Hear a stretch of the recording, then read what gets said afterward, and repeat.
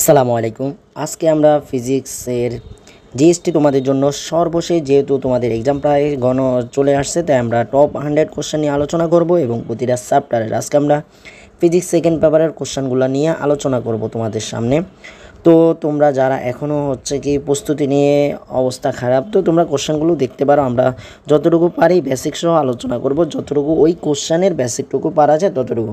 তো তোমরা যারা আমাদের চ্যানেলে নতুন আসো, অবশ্যই আমাদের চ্যানেলটা সাবস্ক্রাইব করে রাখতে পারো। তোমাদের অ্যাডমিশনের অর্থাৎ সকল তথ্য আমরা সবগুলো আপডেট করার চেষ্টা করি এবং তোমাদের জিএসটির পরে 7 কলেজ সহ বিভিন্ন ইউনিভার্সিটির এক্সামগুলো নিয়েও আমরা ধাপ বাই ধাপ সবগুলো তোমাদেরকে, এবং কিভাবে অ্যাপ্লাই করতে হবে তোমাদের সাবজেক্ট চয়েস এবং কিভাবে পজিশন কত আসলে কি করতে হবে সেগুলো বিষয় নিয়েও আলোচনা করব।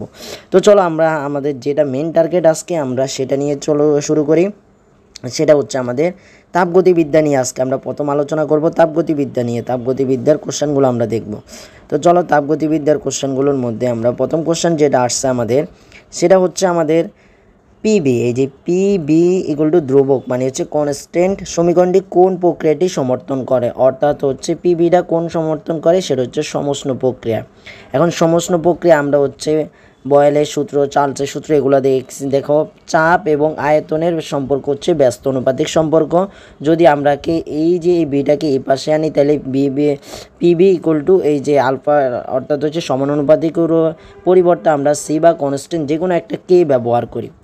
এই সূত্রটা মেনলি খাটে সমষ্ণ প্রক্রিয়া। রুদ্রতাপীয় প্রক্রিয়ার ক্ষেত্রে আমরা একটা গামা আমাদের এখানে আসে, যদি পিবি আমরা গামা আসে, পি এর সাথে টি এর সম্পর্ক, টি এর সাথে বি এর সম্পর্ক দিয়ে আমরা গামা উপরে থাকে, গামা 1 - এগুলো থাকে। তো আমাদের এখানে পিবি ইকুয়াল টু ধ্রুবক বলেছে, সেটা আমাদের সমষ্ণ প্রক্রিয়ার সমীকরণকে সমর্থন করে। এবার আমরা দ্বিতীয় কোশ্চেনে চলে যাই। দেখো দ্বিতীয় কোশ্চেন বলছে দ্বিপারমাণিক গ্যাসের জন্য মোলার আপেক্ষিক তাপদ্বয়ের অনুপাত কত, অর্থাৎ মোলার আপেক্ষিক তাপদ্বয়ের অনুপাত তোমাদের alpha equal to PB equal to PB আর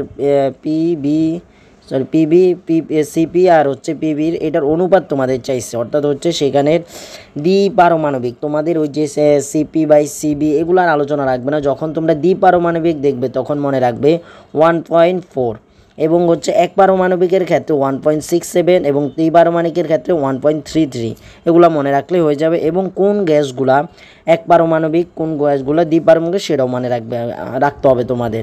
যেমন এক পারমাণবিক যেগুলো হিলিয়াম, হাইড্রোজেন, এরপরে অক্সিজেন, নাইট্রোজেন, এরপরে অক্সিজেন, নাইট্রোজেন, এগুলো মূলত তোমার কি দ্বিপারমাণবিকের। এরা এক পারমাণবিকের দ্বিপারমাণবিক, কার্বন ডাইঅক্সাইড এগুলো সহ দ্বিপারমাণবিকও ধরা হয়ে থাকে কার্বন ডাইঅক্সাইড। আচ্ছা, এরপরে দেখো আমরা পরবর্তী কোশ্চেনে যাই। সেটা কি একটি কার্নো ইঞ্জিনের তাপ উৎস, এই যে তাপ উৎসটা ও তাপ গ্রাহকের তাপমাত্রা যথাক্রমে 300 কত দেওয়া আছে, 327 ও 127 দেওয়া আছে ডিগ্রি সেলসিয়াস। ইঞ্জিনটির দক্ষতা নির্ণয় করতে বলছে। তো এখানে তোমাদের অনেকের যেটা সমস্যা হয় সেটা তোমাদের তাপ উৎস সেটা কি T1 হবে নাকি T2 হবে, এটা নিয়ে তোমাদের কনফিউজ থাকে, তোমরা বুঝতে অসুবিধা হয়ে যায় কার্নো ইঞ্জিনের ক্ষেত্রে। তো অনেকে পরীক্ষার হলে কি করে যে দোনোটাই চেষ্টা করে, মাঝে মধ্যে কি করে এটা ইকুয়াল টু 1 - T2/T1 দিয়ে এখানে T1-এর একবার T2-র মধ্যে একবার উৎসের তাপমাত্রা বসাও, একবার গ্রাহকের তাপমাত্রা বসায় তারপরে করো, যেটা অ্যান্সার থাকে সেটা। তবে মনে রাখবে অ্যাডমিশনে কিন্তু তোমরা যেটা ভুল করবে সেটারও দেখবে অ্যান্সার আছে, যার কারণে সেখানে তোমরা ভুল অ্যান্সার করো, তোমরা ভাবো কি সেটা তোমাদের অ্যান্সার হয়ে গেছে, কিন্তু না। তো মনে রাখবা এখানে একটা টিক খাটা বা মনে রাখবা যেখানে উৎসের তাপমাত্রা সেটা T1, উৎসের তাপমাত্রাটা T1 এবং তাপ গ্রাহকেরটা T2। আর এখানে মনে রাখবা যেটা সবচেয়ে বেশি, অর্থাৎ 327 যেটা দেওয়া আছে বা যতই দেওয়া হোক সবচেয়ে বেশি তাপমাত্রা যেটা দেওয়া থাকবে মনে রাখবা সেটা T1, সবচেয়ে কম তাপমাত্রা যেটা দেওয়া থাকবে সেটা T2, ধরে ম্যাথ করলেই তোমাদের হয়ে যাবে। আর এখানে আরেকটা কথা মনে রাখতে হবে, তোমাদের অবশ্যই এই তাপমাত্রাগুলো ক্যালভিনে নিতে হবে। এখানে 327 দেওয়া আছে, সেটাকে 273 সাথে যোগ করে তোমরা ক্যালভিনে নিবে, ক্যালভিনে নিয়ে মানগুলা বসাবে কোন সূত্রের মধ্যে, একটু আগে আমি যেটার মধ্যে বসাইলাম, এটা ইকুয়াল টু 1 - T2/T1, এটার ইন্টু 100% বসালে তোমরা মান পেয়ে যাবে এটার মধ্যে। এই যে T1-এর মধ্যে আমি যদি 327-এর সাথে যদি 27 যোগ করি, আমি 27 200 300 হয়, 300 600, তাহলে উপরে আমার 600 আর আমার নিচে মানে T1 T1 মানে হচ্ছে নিচে যেটা 600 এবং T2 যেটা 227 সেটা হচ্ছে আমাদের কত হবে, তাহলে 300 400 হবে। এরকম করে তোমরা করলে অ্যান্সারটা পেয়ে যাবে। তো এখানে যেহেতু তোমাদের ক্যালকুলেশন করলে অনেক দীর্ঘ হয়ে যাবে, তোমরা ক্যালকুলেটর করলে এবং প্রসেসটা আমি বলে দিচ্ছি, করলেই তোমরা পেয়ে যাবে। দেখো আমরা পরবর্তীতে কোশ্চেনটা যাই, যেটা আমাদের দেওয়া আছে 10 গ্রাম পানিকে 0 ডিগ্রি সেলসিয়াস হতে 10 ডিগ্রি তে উৎপন্ন করলে এন্ট্রপির পরিবর্তন। এখানে তোমাদের এন্ট্রপিটা চাইছে, অর্থাৎ তোমার হচ্ছে 10 গ্রাম এর মান দেওয়া আছে 0 ডিগ্রি সেলসিয়াস অর্থাৎ হচ্ছে 273 ডিগ্রিতে, এখান থেকে 0 ডিগ্রি সেলসিয়াস হতে 10 ডিগ্রি উত্তপ্ত করা হলে এন্ট্রপির পরিবর্তনকে 0 ডিগ্রি সেলসিয়াস পানিকে তুমি 10 ডিগ্রিতে করবা, তখন হচ্ছে এখানে দেখো তোমাদের আমরা এন্ট্রপিতে দুইটা পরিবর্তন দেখি। সেই দুইটা পরিবর্তন কি কি? একটা পরিবর্তন হচ্ছে আমরা অবস্থার পরিবর্তন দেখি, আরেকটা হচ্ছে আমরা দ্বিতীয়টা দেখি তাপমাত্রার পরিবর্তন। তো এখানে অবস্থার পরিবর্তনের ক্ষেত্রে আমরা একটা সূত্র খাটাই এবং হচ্ছে আমরা দ্বিতীয়টা যেটা সেটা হচ্ছে আমরা অবস্থানের ক্ষেত্রে একটা খাটাই, দ্বিতীয়টা হচ্ছে আরেকটা হচ্ছে কি তাপমাত্রা পরিবর্তন ক্ষেত্রে। যেমন আমরা অবস্থার পরিবর্তনকারে আমরা কি করি, সেটা হচ্ছে ml থাকে আমাদের, ml থাকে, এরপরে হচ্ছে কি আমাদের T1 তাপমাত্রা, অর্থাৎ একটা তাপমাত্রা যখন হচ্ছে আমাদের অবস্থানের পরিবর্তন। অবস্থান পরিবর্তন বলতে কি বোঝানো হচ্ছে, এখানে অবস্থান পরিবর্তন বলতে বোঝানো হচ্ছে তোমার অবস্থা যখন বরফে ছিলে, তো এই বরফ থেকে পানিতে পরিণত হয়েছে, আবার হচ্ছে কি পানি থেকে আবার বাষ্পে পরিণত হয়েছে, একই তাপমাত্রার, সেটা হচ্ছে অবস্থার পরিবর্তন। অর্থাৎ তাপমাত্রা তোমার হচ্ছে যেমন 0 ডিগ্রি সেলসিয়াসের বরফ থেকে তুমি 0 ডিগ্রি সেলসিয়াসের পানিতে পরিণত হয়েছে, তখন একটা যেরকম অবস্থার পরিবর্তন হয়েছে। কিন্তু তাপমাত্রার পরিবর্তনটা হচ্ছে তুমি 0 ডিগ্রি সেলসিয়াসের পানি থেকে 0 ডিগ্রি সেলসিয়াসের বরফে না হয় 0 ডিগ্রি সেলসিয়াসের একটা থেকে আরেকটা, অর্থাৎ 10 ডিগ্রি সেলসিয়াস ছিল, তুমি এবার 100 ডিগ্রি সেলসিয়াসের বাষ্পের অবস্থায় যাচ্ছ, সেটা হচ্ছে তোমাদের অবস্থার পরিবর্তন। এখন দেখো দুইটা, যেমন অবস্থার পরিবর্তনের সূত্রটা কি, ms ln T2/T1, এই সূত্রটা তোমাদের হচ্ছে অবস্থার পরিবর্তনের ক্ষেত্রে দেখতে হবে, এই অবস্থানের পরিবর্তনের যে সূত্রটা সেটা। তাহলে তোমরা কিন্তু এই সূত্রের মধ্যে T2 তাপমাত্রার মানটা অর্থাৎ 10 ডিগ্রি যেটার সাথে 273 যোগ করবা এবং 0 ডিগ্রি যেটার সাথেও 273 যোগ করে মান বসালে তো, এবং এর মান যেটা হচ্ছে 10 গ্রাম সেটাকে তোমরা কেজিতে নিয়ে নিবা। এরপরে হচ্ছে তোমরা হচ্ছে কি আছে এস মানে কি, যেহেতু পানি বলছে তার মানে 4200 দ্বারা এটা গুণ করবা। যদি বরফ পড়তো তাহলে 2100, তাহলে 2100 দিয়ে এসের মানে 2100 দিতে আপেক্ষিক তাপ। তো আশা করি এটা বুঝতে পারছো। এবং হচ্ছে তোমাদের হচ্ছে কি এন্ট্রপির এককটাও মাঝে মধ্যে আসে, মনে রাখবে এন্ট্রপির একক হচ্ছে জুল কেলভিন ইনভার্স 1, এটা হচ্ছে এন্ট্রপির একক। এবার আমরা পরবর্তী কোশ্চেনে চলে যাই, সেটা দেখছি কি আছে। দেখো পরবর্তী আছে মহাবিশ্বের এন্ট্রপির পরিমাপ বাড়ছে নাকি ধীরে ধীরে কমছে।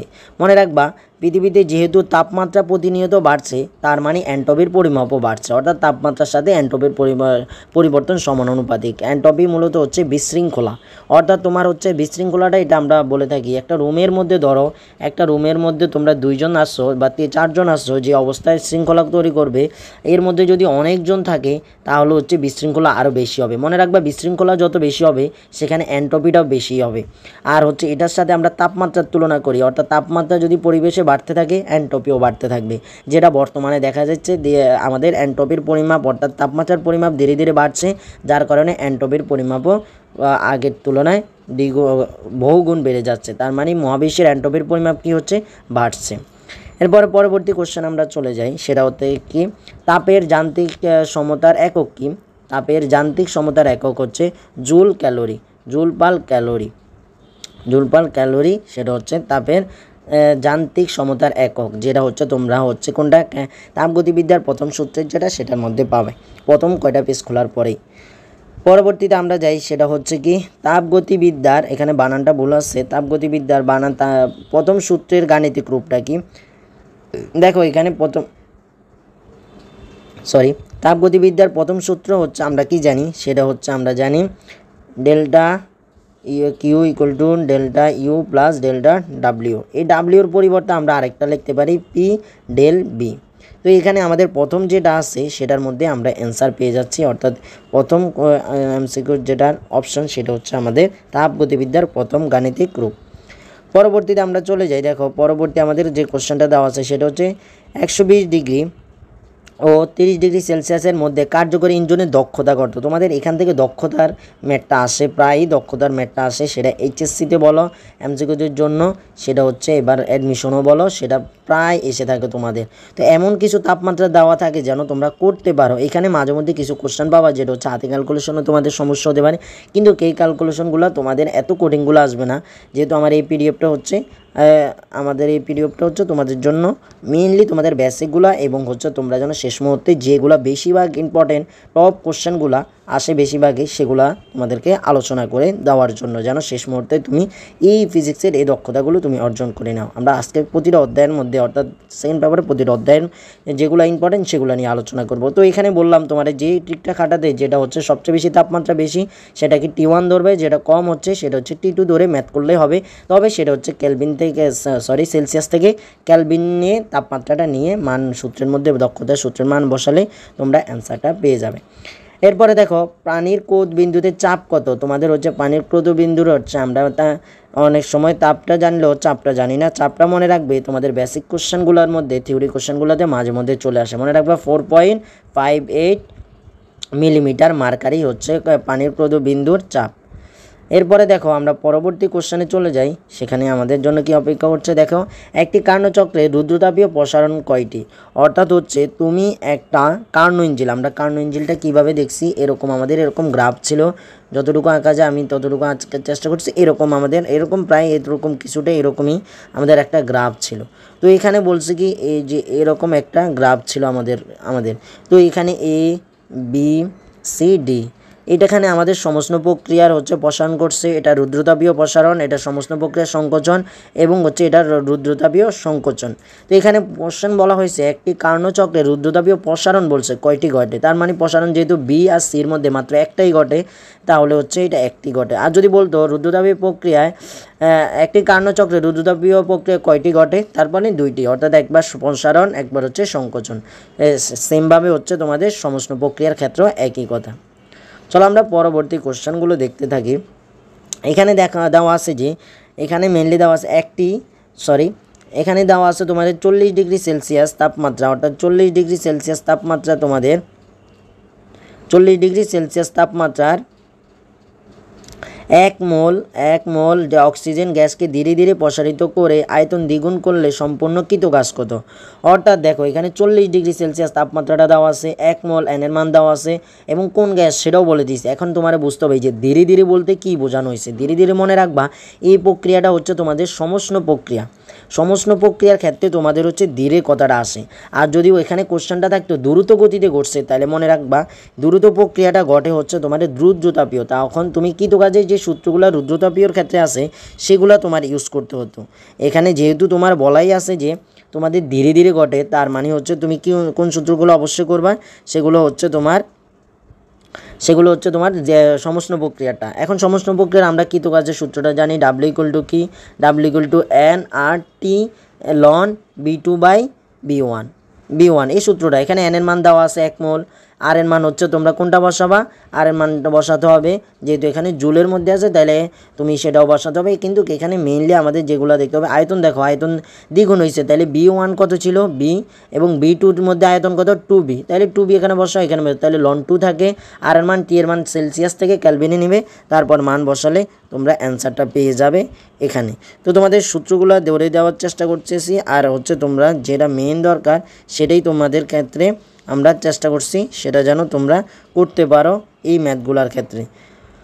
তো এর পরবর্তীতে আমরা যেটা দেখতে পাইতেছি, পরবর্তী আমাদের কোশ্চেনগুলো দেখতে হবে আমাদের। এরপরে আমরা যেটা পাবো সেটা হচ্ছে আমাদের কি সূত্রটা দেখো এখানে বলা হয়েছে কি দুইটি বস্তুর ঘর্ষণের ফলে উৎপন্ন তাপের প্রক্রিয়াটা কি। এটা তোমাদের মেডিকেলেও প্রায় এই কোশ্চেনটা চলে আসে। আমরা দুইটা এখানে প্রত্যাগামী প্রক্রিয়া এবং অপ্রত্যাগামী প্রক্রিয়া দেখতে পাই, অর্থাৎ তাপীয় প্রক্রিয়ার ক্ষেত্রে আমরা দুইটা প্রক্রিয়া দেখতে পাই, একটা হচ্ছে প্রত্যাগামী আর একটা হচ্ছে অপ্রত্যাগামী প্রক্রিয়া। তো এখানে বলছে কি দুইটা বস্তুর ঘর্ষণের ফলে, অর্থাৎ দুইটা বস্তু তুমি যে ঘর্ষণের ফলে উৎপন্ন তাপের প্রক্রিয়াটা কি, সেটা হচ্ছে মনে রাখবা সেই প্রক্রিয়াটা অপ্রত্যাগামী প্রক্রিয়া। তোমরা এই প্রত্যাগামী প্রক্রিয়া এবং অপ্রত্যাগামী প্রক্রিয়ার পার্থক্যগুলো অবশ্যই পড়ে নিবা, কোনটাতে এন্ট্রপি কাজ করে কোনটাতে এন্ট্রপি কাজ করে না, কোনটাতে সম্পূর্ণ চক্রটা ঘুরে আসে কোনটাতে সম্পূর্ণ চক্রটা ঘুরে আসতে পারে না। এই তোমাদের মেইনলি হচ্ছে প্রত্যাগামী এবং প্রত্যাবর্তী এবং অপ্রত্যাবর্তী এইগুলা পড়ে নিতে হবে পার্থক্যগুলা। এরপরে দেখো আমরা পরবর্তী কোশ্চেনে চলে যাই, সেটা হচ্ছে কি এনট্রপির এসআই একক কি, যেটা আমরা আর কিছুক্ষণ আগেই তোমাদের বলেছি জুল কেলভিন, যে কথা জুল পার কেলভিন বা জুল কেলভিন ইনভার্স 1 একই কথা। আচ্ছা তোমরা এগুলা দেখবে। তারপর আমরা প্রায় শেষ দিকে তাপগতিবিদ্যা চলে আসছি। এরপরে দেখো প্রত্যাগামী প্রক্রিয়া একটি কি প্রক্রিয়া, প্রত্যাগামী প্রক্রিয়া একটা তাপগতীয় প্রক্রিয়া। কিছুক্ষণ আমরা আগে এটার উল্টাটা পড়ছি কি তাপগতীয় প্রক্রিয়ার কোন অবস্থায় দুইটা বস্তু ঘর্ষণ করলে আমরা পাই ঘর্ষণের ফলে পাই, সেটা হচ্ছে অপ্রত্যাগামী ছিল। এখন বলছে প্রত্যাগামীটা প্রত্যাবর্তী বলা হয়েছিল, এখন প্রত্যাগামীটা কোন প্রক্রিয়া, সেটা হচ্ছে আমাদের তাপগতীয় প্রক্রিয়া। অর্থাৎ তোমরা কোশ্চেন একরকম থাকবে, কোশ্চেনের মধ্যে আবার অ্যান্সার বিপরীতভাবে কোশ্চেনগুলো আসতে পারে তোমাদের। এখন দেখো আমরা আরেকটা কোশ্চেনে চলে যাব। এখানে যদি 2 ক্যালোরি তাপ সম্পূর্ণরূপে কাজে রূপান্তর হয় তবে কাজের পরিমাপ কত। দেখো 2 ক্যালোরি তোমাদের দেওয়া আছে, এর তাপ সম্পূর্ণরূপে, তাইলে 1 ক্যালোরি সমান হচ্ছে কত জানি, 1 ক্যালোরি সমান কত জুল, 4.2 জুল। তাহলে 2 ক্যালোরির সাথে 2 দ্বারা গুণ করলে তাহলে কত হয়, 4 দুগুণে 8 আর হচ্ছে 4, তাহলে হচ্ছে কত হয় 4.8 জুল। আশা করি বুঝতে পারছো। তো এগুলো নর্মাল ছোটোখাটো কোশ্চেন, মাঝে মধ্যে তোমরা এগুলো কী করো স্কিপ করে যাও পরীক্ষার হলে, কিন্তু সূত্রগুলো মনে থাকে না, পরে যায় আর সহজ কোশ্চেনগুলো তোমরা মিস করে চলে আসো। পরবর্তী আমরা চলে যাই পরবর্তীটার মধ্যে, যেখানে আমরা দেখতে পাবো পরবর্তী কোশ্চেনটা আমাদের দেখো কোনটা অপেক্ষা করছে আমাদের জন্য কোশ্চেন।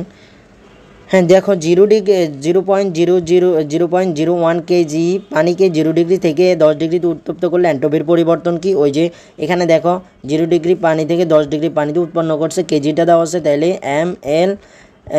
ml লন T2/T1 সূত্র দিয়ে তোমরা খেলবে। এখানে কেজিতে মান দেওয়া আছে, আর এটা হচ্ছে পানি কেজি, তাহলে 4200।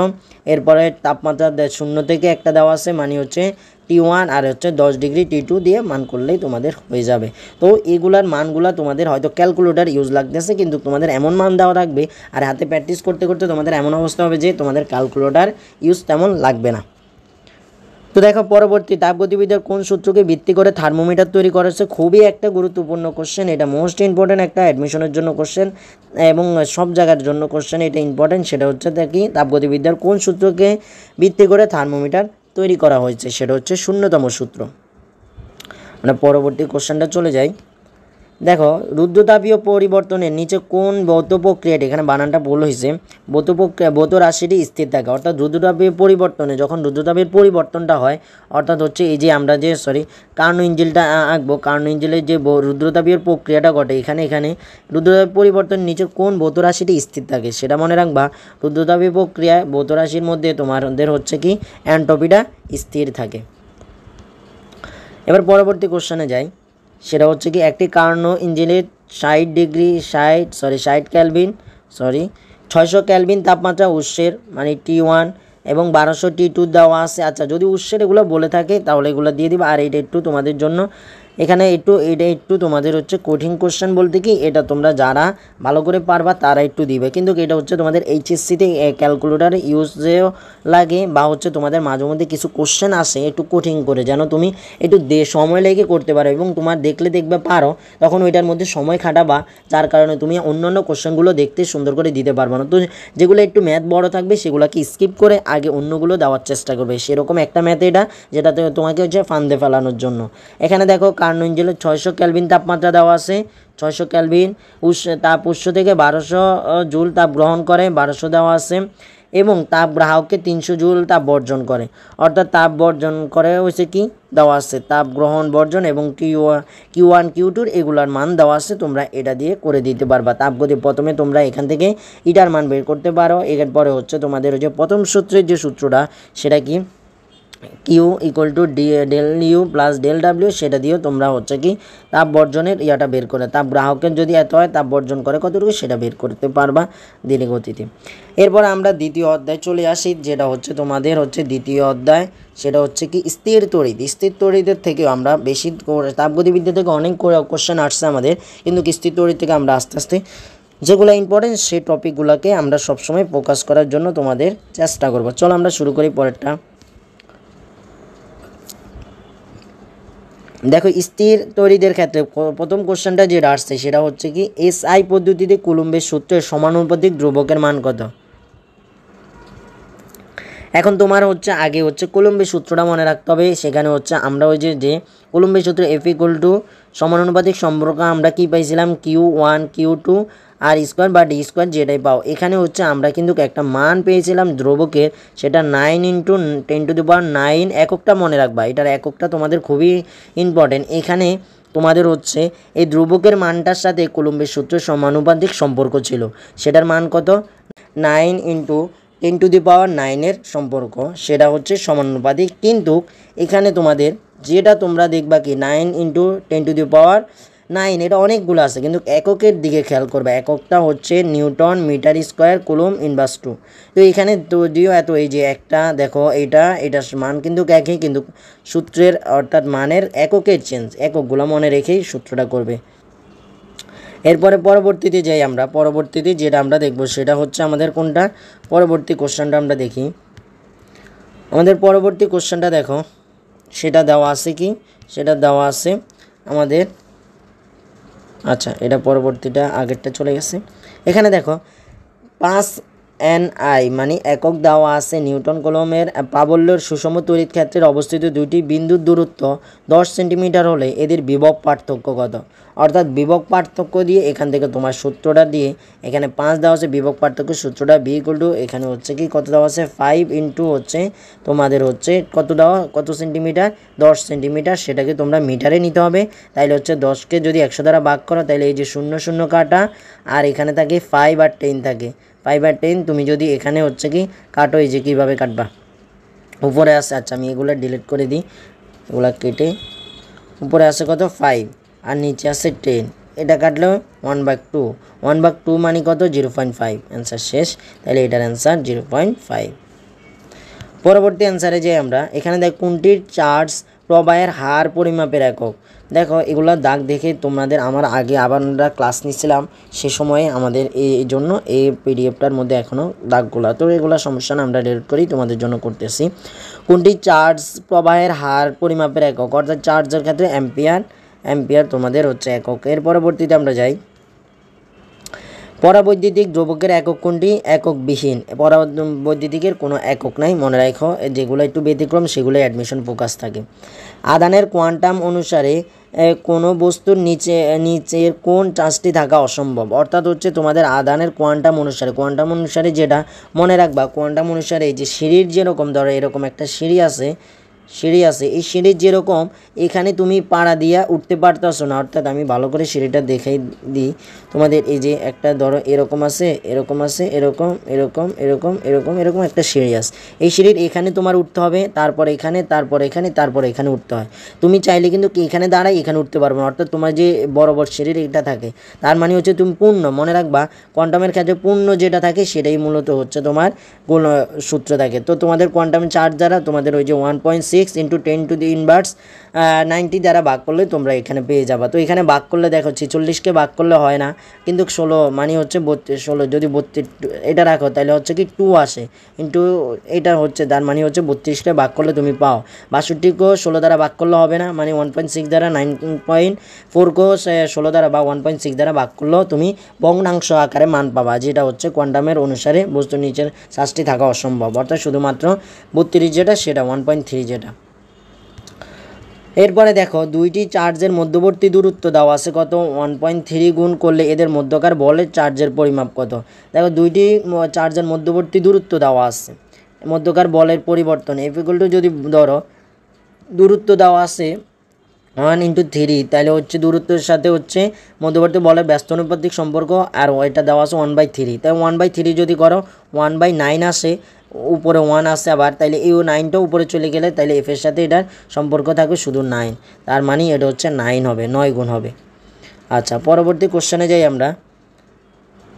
ধারকের সঞ্চিত শক্তির ক্ষেত্রে নিচের কোনটি সঠিক।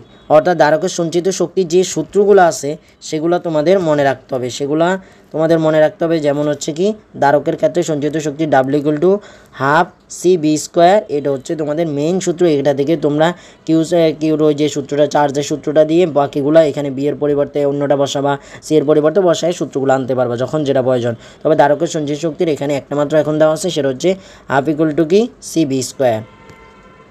এখন দেখো পরবর্তী কোশ্চেনটাতে যাই আমরা। পরবর্তীতে কোশ্চেনটা যাই, গোলাকার পরিবাহী দ্বারকত্ব বনাম ব্যাসার্ধের লেখচিত্র গ্রেডিয়ান্ট নীতি কত? আচ্ছা, এটা হচ্ছে তোমাদের এত ইম্পর্টেন্ট না, তবু হচ্ছে তোমাদের বলে দিই। সেটা হচ্ছে কি গোলকের পরিবাহী দ্বারকত্ব বনাম ব্যাসার্ধের যেটা সেটা হচ্ছে 4 পাই, এটা হচ্ছে কি গ্রেডিয়ান্ট নীতি হচ্ছে কি এটা ইকুয়াল 0। আচ্ছা আচ্ছা, এটা হচ্ছে এটার সাথে তোমাদের হচ্ছে কি এটার দ্বারকত্বের সমানুপাতিক সম্পর্কটা থাকে লেখচিত্রের। আচ্ছা, এটা খুবই ইম্পর্টেন্ট না। এরপরে দেখো মাধ্যমের বেদনযোগ্যতার এস সাইলেন্ট নট। আচ্ছা, এই একক নিচের কোনটি? সেটা হচ্ছে ওই যেটা হচ্ছে এটার মানটা হচ্ছে তোমাদের হচ্ছে কোনটা দেখো, আমরা হচ্ছে যেটা এফ ইকুয়াল টু তোমাদের একক যেটা বলছে সেটা ছিল 4 এটা পাই, এটা ছিল এটার মানটাই সম্পূর্ণর মানটাই ছিল কি 9 × 10 ইনভার্স 9। এটার মানটা কি তোমাদের 8.854 × 10 ইনভার্স 12। তো এইগুলো বসাইলে তোমরা একবারে কোনটা পাবা 9 × 10 ইনভার্স 9। তো এককটা যখন ছিল তখন হচ্ছে কি তখন একক ছিল কুলম স্কোয়ার নিউটন, এরপরে মিটার স্কোয়ার। তো এরকম কিন্তু যখন হচ্ছে নিচে 1/, থাকবে তখন এটা এই যে ইনভার্স আকারে ছিল, এই যে এটা ইনভার্স, এখানে ইনভার্স ছিল তখন ইনভার্স আকারে ছিল, তখন এটা যদি উপরে দাও তাহলে এটা হচ্ছে কি সেটা হচ্ছে নিচে যেহেতু এককটা যেছে নটের, সেটা হচ্ছে এককটা হয়ে দাঁড়ায় কি সেটা দাঁড়ায় হচ্ছে তুমি যদি এখানে দাও সি স্কোয়ার অ্যান্ড সি মানে coulomb newton square newton inverse 1 metre inverse 2। এটাকে যদি উল্টাও তাইলে তোমরা ওই যেটা এন 9 × 10 ইনভার্স 9 এককটা পাবা, অর্থাৎ C inverse 2 newton metre square এটা পাবা। তো এই যে এই নটের মান এককটা হচ্ছে এতটুকু, এই যেটা আমি মুছলাম, অর্থাৎ তাইলে তোমরা এককে এটা বসাবে। একটু হচ্ছে তোমাদের মাথা খাটাতে হবে এককগুলা নিয়ে। চট্টগ্রাম ইউনিভার্সিটি তোমরা অনেক ইউনিভার্সিটিতে এক্সাম অলরেডি দিয়েছো। বিভব পার্থক্য স্থির থাকলে একটি চার্জিত ধারকের শক্তি তার চার্জের কী হয় সমানুপাতিক। যদি বিভব পার্থক্য স্থির থাকে একটি চার্জিত ধারকের একটি চার্জিত ধারকের শক্তি তার চার্জের কী হবে সমানুপাতিক সম্পর্ক হবে। এর পরবর্তীতে আমরা চলে যাই, দেখো আধান ঘনত্বের একক কি? আধান ঘনত্বের একক মনে রাখবা coulomb metre square, coulomb per metre square বা হচ্ছে কুলম মিটার ইনভার্স 2। সেটা হচ্ছে আধানের ঘনত্বের একক আধান বা চার্জের ঘনত্বের একক। কুলম্বের সূত্রের সমানুপাতিক সম্পর্ক এটা আমরা দেখছি একবার।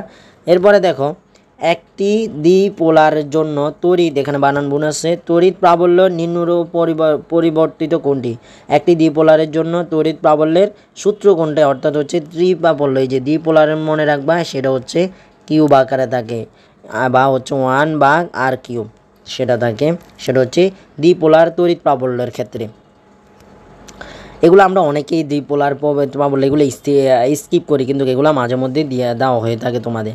এরপরে দেখো আমরা পরবর্তী কোশ্চেনটা, আদান ও বিভবের গুণফলের একক কি? আদান ও বিভবের একক গুণফল হচ্ছে জুল। দেখো এর পরবর্তী দেখো একটি চার্জিত বস্তুকে পৃথিবীর সাথে যুক্ত করলে বস্তুটির চার্জের পরিমাপ কী হবে? এটা আমরা অনেকবার কোশ্চেন দেখেছি, সেটা হচ্ছে 0 হবে। আমরা অনেকে মনে করি কি একটি চার্জিত বস্তুকে পৃথিবীর সাথে যুক্ত করলে সেটা চার্জিত হবে, বৃদ্ধি পাবে। মনে রাখবা সেটার বস্তুটির চার্জের পরিমাপ 0 হবে। পরবর্তীতে আমরা চলে যাই পরবর্তী কোশ্চেনে, সেটা সবচেয়ে বেশি চার্জ থাকে চার্জিত বস্তুর কোন জায়গায়? মনে রাখবা সেটা হচ্ছে উত্তল তলে একটা চার্জিত বস্তুর সবচেয়ে বেশি তোমার কি থাকে চার্জিত বস্তুর সবচেয়ে বেশি চার্জিত অবস্থায় থাকে সেটা উত্তল তলে। পরবর্তী কোশ্চেনটা দেখো, একটি সমান্তরাল পাত ধারকের প্রতিটি পাতের ক্ষেত্রফল মানে হচ্ছে এ এর মান, এরপরে ক্ষেত্রফল এত, পাতদ্বয়ের মধ্যবর্তী দূরত্ব এত দেওয়া আছে মানে ডি এর মান, এবং বিভব পার্থক্য দেওয়া আছে এত। ধারকের একক আয়তনে সঞ্চিত শক্তির কত জুল হবে? তোমরা যদি মানটা বসাও তাহলে এটা পেয়ে যাবে। এখন হচ্ছে এইটার মান কত দেওয়া, 8 মনে রাখবে 8.854 × 10 ইনভার্স 12 এটার একক। এটার হচ্ছে এককটাও জেনে নেবা, এটা মান বসালে তোমরা এটার মান পেয়ে যাবা। এরপরে পরবর্তীতে দেখি আমরা আপেক্ষিক বেদনযোগ্যতা সবচেয়ে বেশি কোনটা? আপেক্ষিক বেদনযোগ্যতা সবচেয়ে বেশি কোথায়? মনে রাখবা অব্রের মধ্যে হচ্ছে সবচেয়ে বেশি আপেক্ষিক বেদনযোগ্যতা। এই কোশ্চেনগুলো তোমাদের অ্যাডমিশনে আসা কোশ্চেনগুলো। এর পরবর্তীতে দেখো ধারকের ধারকত্ব বৃদ্ধির জন্য পাত দুইটিকে কী করতে হবে? তুমি একটা ধারকের ধারকত্বের বৃদ্ধি করতে চাইতেছো, তাহলে সেটাকে কি করতে পারো? সেটাকে দূরে সরাতে হবে, কাছাকাছি আনতে হবে, নাকি বড় করতে হবে? মনে রাখবা, একটা ধারকের ধারকত্ব বৃদ্ধির জন্য অবশ্যই তাদেরকে কাছাকাছি আনতে হবে এবং বড় করতে হবে। পরবর্তীতে কোশ্চেনে যাই আমরা। এবার আমরা চলতরিধির খুবই ইম্পর্ট্যান্ট একটা, যেটা হচ্ছে তৃতীয় অধ্যায়, তোমাদের খুবই ইম্পর্ট্যান্ট একটা অধ্যায় তৃতীয় অধ্যায়। চলো যাই, তৃতীয় অধ্যায় কী আছে? আপেক্ষিক রোধের একক কি? ওহম। এটা ওহমটা তোমাদের এইভাবে থাকে, ওহম মিটার বা হচ্ছে ওহম, এই যে এটা থাকে OHM ওহম থাকে। তো এগুলো দেখে নিবা। আবার হচ্ছে ওহম শুধু এটা দাগাই দিও না, এখানে এগুলো দেখো, আপেক্ষিক রোধের একক। আচ্ছা, পরবর্তীতে আমরা যাই। আশা করি এগুলো বুঝতে পারছো তোমরা। শান্ট হলো যন্ত্রের কি? শান্ট হলো যন্ত্রের সাথে কী হয়? সমান্তরালভাবে, এটা অনেকবার আসছে, এই কোশ্চেনটা অনেকবার আসছে। শান্ট হলো যন্ত্রের সাথে সমান্তরাল যুক্ত নিম্নমানের রোধ। মনে রাখবা, সমান্তরাল যুক্ত এবং নিম্নমানের রোধ, সেটাই হচ্ছে মূলত কি? শান্ট। এরপরে দেখো, অ্যামিটারের পাল্লা বৃদ্ধির সঠিক সমীকরণ কোনটি? অ্যামিটারের পাল্লা বৃদ্ধির সমীকরণ মনে রাখবা, এস ইকুয়াল টু তোমার হচ্ছে কি S equal to R n-1। N এর জন্য তোমাদের একটা সূত্র আছে, সেটাও দেখে নিবা, এন এর মান কীভাবে বের করতে হয় এবং সেটার সূত্র দেখে নিবা। তাইলে হচ্ছে অ্যামিটারের পাল্লা বৃদ্ধির জন্য ইকুয়াল টু কি? আর, এরপর আর মানে রোধের মান যা দেওয়া থাকবে, এন কতটা হয়েছে, তারপরে এটা দেখবে, এন এর মান বের করার জন্য এন এর যে সূত্রটা সেটা দেখে নিলে তোমাদের হয়ে যাবে এখান থেকে। এরপরে দেখো, কোনো নির্দিষ্ট পরিবাহীর দৈর্ঘ্য যদি দ্বিগুণ করা হয় তাহলে তার পূর্বের রোধের কি হবে? তাইলে মনে রাখবা, রোধের সাথে তোমাদের দৈর্ঘ্যের সাথে, রোধ এবং দৈর্ঘ্যের তো সম্পর্ক হচ্ছে অনুপাতিক সম্পর্ক, তবে হচ্ছে কি বর্গমূলের সমানুপাতিক। দেখো, কোনো নির্দিষ্ট পরিবাহীর দৈর্ঘ্য যদি দ্বিগুণ করো তাহলে রোধ পূর্বের দৈর্ঘ্যের কী হবে? সেটা হবে 4 গুণ হবে, অর্থাৎ এটা হচ্ছে বর্গের স্কোয়ার। আচ্ছা গেল, আচ্ছা অনেকগুলাই পিছনে চলে গেছে, একটা ফালায়া। এরপরে দেখো, কোনো বাল্বের ফিলামেন্টের রোধ দেওয়া আছে কত? 50 ওহম এবং এর দুই প্রান্তের বিভব পার্থক্য দেওয়া আছে 250 ভোল্ট হলে বাল্বের ভিতর দিয়ে কত তড়িৎ প্রবাহিত হবে? সেটা তোমরা সূত্র দ্বারাই বের করতে পারবে। দেখো, এখানে হচ্ছে তোমার কত দেওয়া আছে, বাল্বের রোধ দেওয়া আছে এবং হচ্ছে কি বিভব পার্থক্য বি দেওয়া আছে। আর তাহলে হচ্ছে B/R, বি এর মান 250, 50 দ্বারা ভাগ করলে 5 হয় অ্যাম্পিয়ার। তাহলে হচ্ছে তড়িৎ প্রবাহিত মানে আই এর মান বের করতে বলছে। এটা তো তোমরা যদি না পারো তাহলে কোনটা পারবা সেটা তবে আমি দেখাই দিই। আই ইকুয়াল টু বি এর মান কত? বি হচ্ছে কত? 250 এবং 50 হচ্ছে রোধের মান। তাহলে 0 0 কাটা, তাহলে 5 5 25 মানে 5 থাকে অ্যান্সার, মানে অ্যাম্পিয়ার। পরবর্তী কোশ্চেনে যাই আমরা। দেখো, এখানে কি দেওয়া আছে? উপরের চিত্রে তড়িৎ প্রাবল্যের মান কত? অর্থাৎ একটা তড়িৎ রোধ দেওয়া আছে। দেখো, এখানে তোমরা কিন্তু কোশ্চেনে ভুল করতে পারো মাঝে মধ্যে। তোমরা আই ইকুয়াল টু, এখানে দেখবা এই যে ছোট আর যেটা দেওয়া আছে অভ্যন্তরীণ রোধটা, এই সূত্র যদি দেওয়া থাকে, অভ্যন্তরীণ রোধের মান যদি দেওয়া থাকে, তাহলে অভ্যন্তরীণ রোধের মানের যে সূত্রটা সেটা দিয়ে তোমরা এই ম্যাথটা করতে হবে অবশ্যই। তোমাদের এখানে একটা রোধ দেওয়া আছে, অভ্যন্তরীণ রোধ দেওয়া আছে, একটা ভোল্ট এর মান দেওয়া আছে, তোমাদের তড়িৎ প্রবাহ আই বের করতে বলছে। এটা দিয়ে তোমাদের সূত্র যেটা আছে, অর্থাৎ তোমাদের হচ্ছে বইয়ের মধ্যেও একটা শর্টকাট সূত্র দেওয়া আছে, সেটাই দিয়ে বের করে ফেলতে পারবা আশা করছি। আর না পারলে আমাকে জানাবা, এটা করতে দিচ্ছি, আমাকে জানালে আমি তোমাদের অ্যান্সার করে দেওয়ার চেষ্টা করব। যদি তোমরা এটা তো হাতে ক্যালকুলেশন না পারো, তোমরা আর এর এই যে অভ্যন্তরীণ রোধ দিয়ে যে সূত্রটা আছে সেটা দেখলেই হয়ে যাবে তোমাদের। আর না পারলে আমাকে জানালে আমি অবশ্যই তোমাদের অ্যান্সার দেওয়ার চেষ্টা করব। এরপরে দেখো, বর্তনীর তুল্য রোধ কত? দেখো, বর্তনীর একটা বর্তনী দেওয়া আছে, সেটা তুল্য রোধ চাইছে। অর্থাৎ তুল্য রোধ কত হচ্ছে, সেখানে দেখো এই দুইটা শ্রেণীতে আছে, এই দুইটা যোগ করবা, তাইলে হচ্ছে কত? 6 আর 4 হচ্ছে 10 হয়। এরপরে এখানে হচ্ছে 8 আর 4 2 কত হয়? 10 হয়। এখন এই দুইটা আবার প্যারালাল মানে হচ্ছে সমান্তরাল আছে।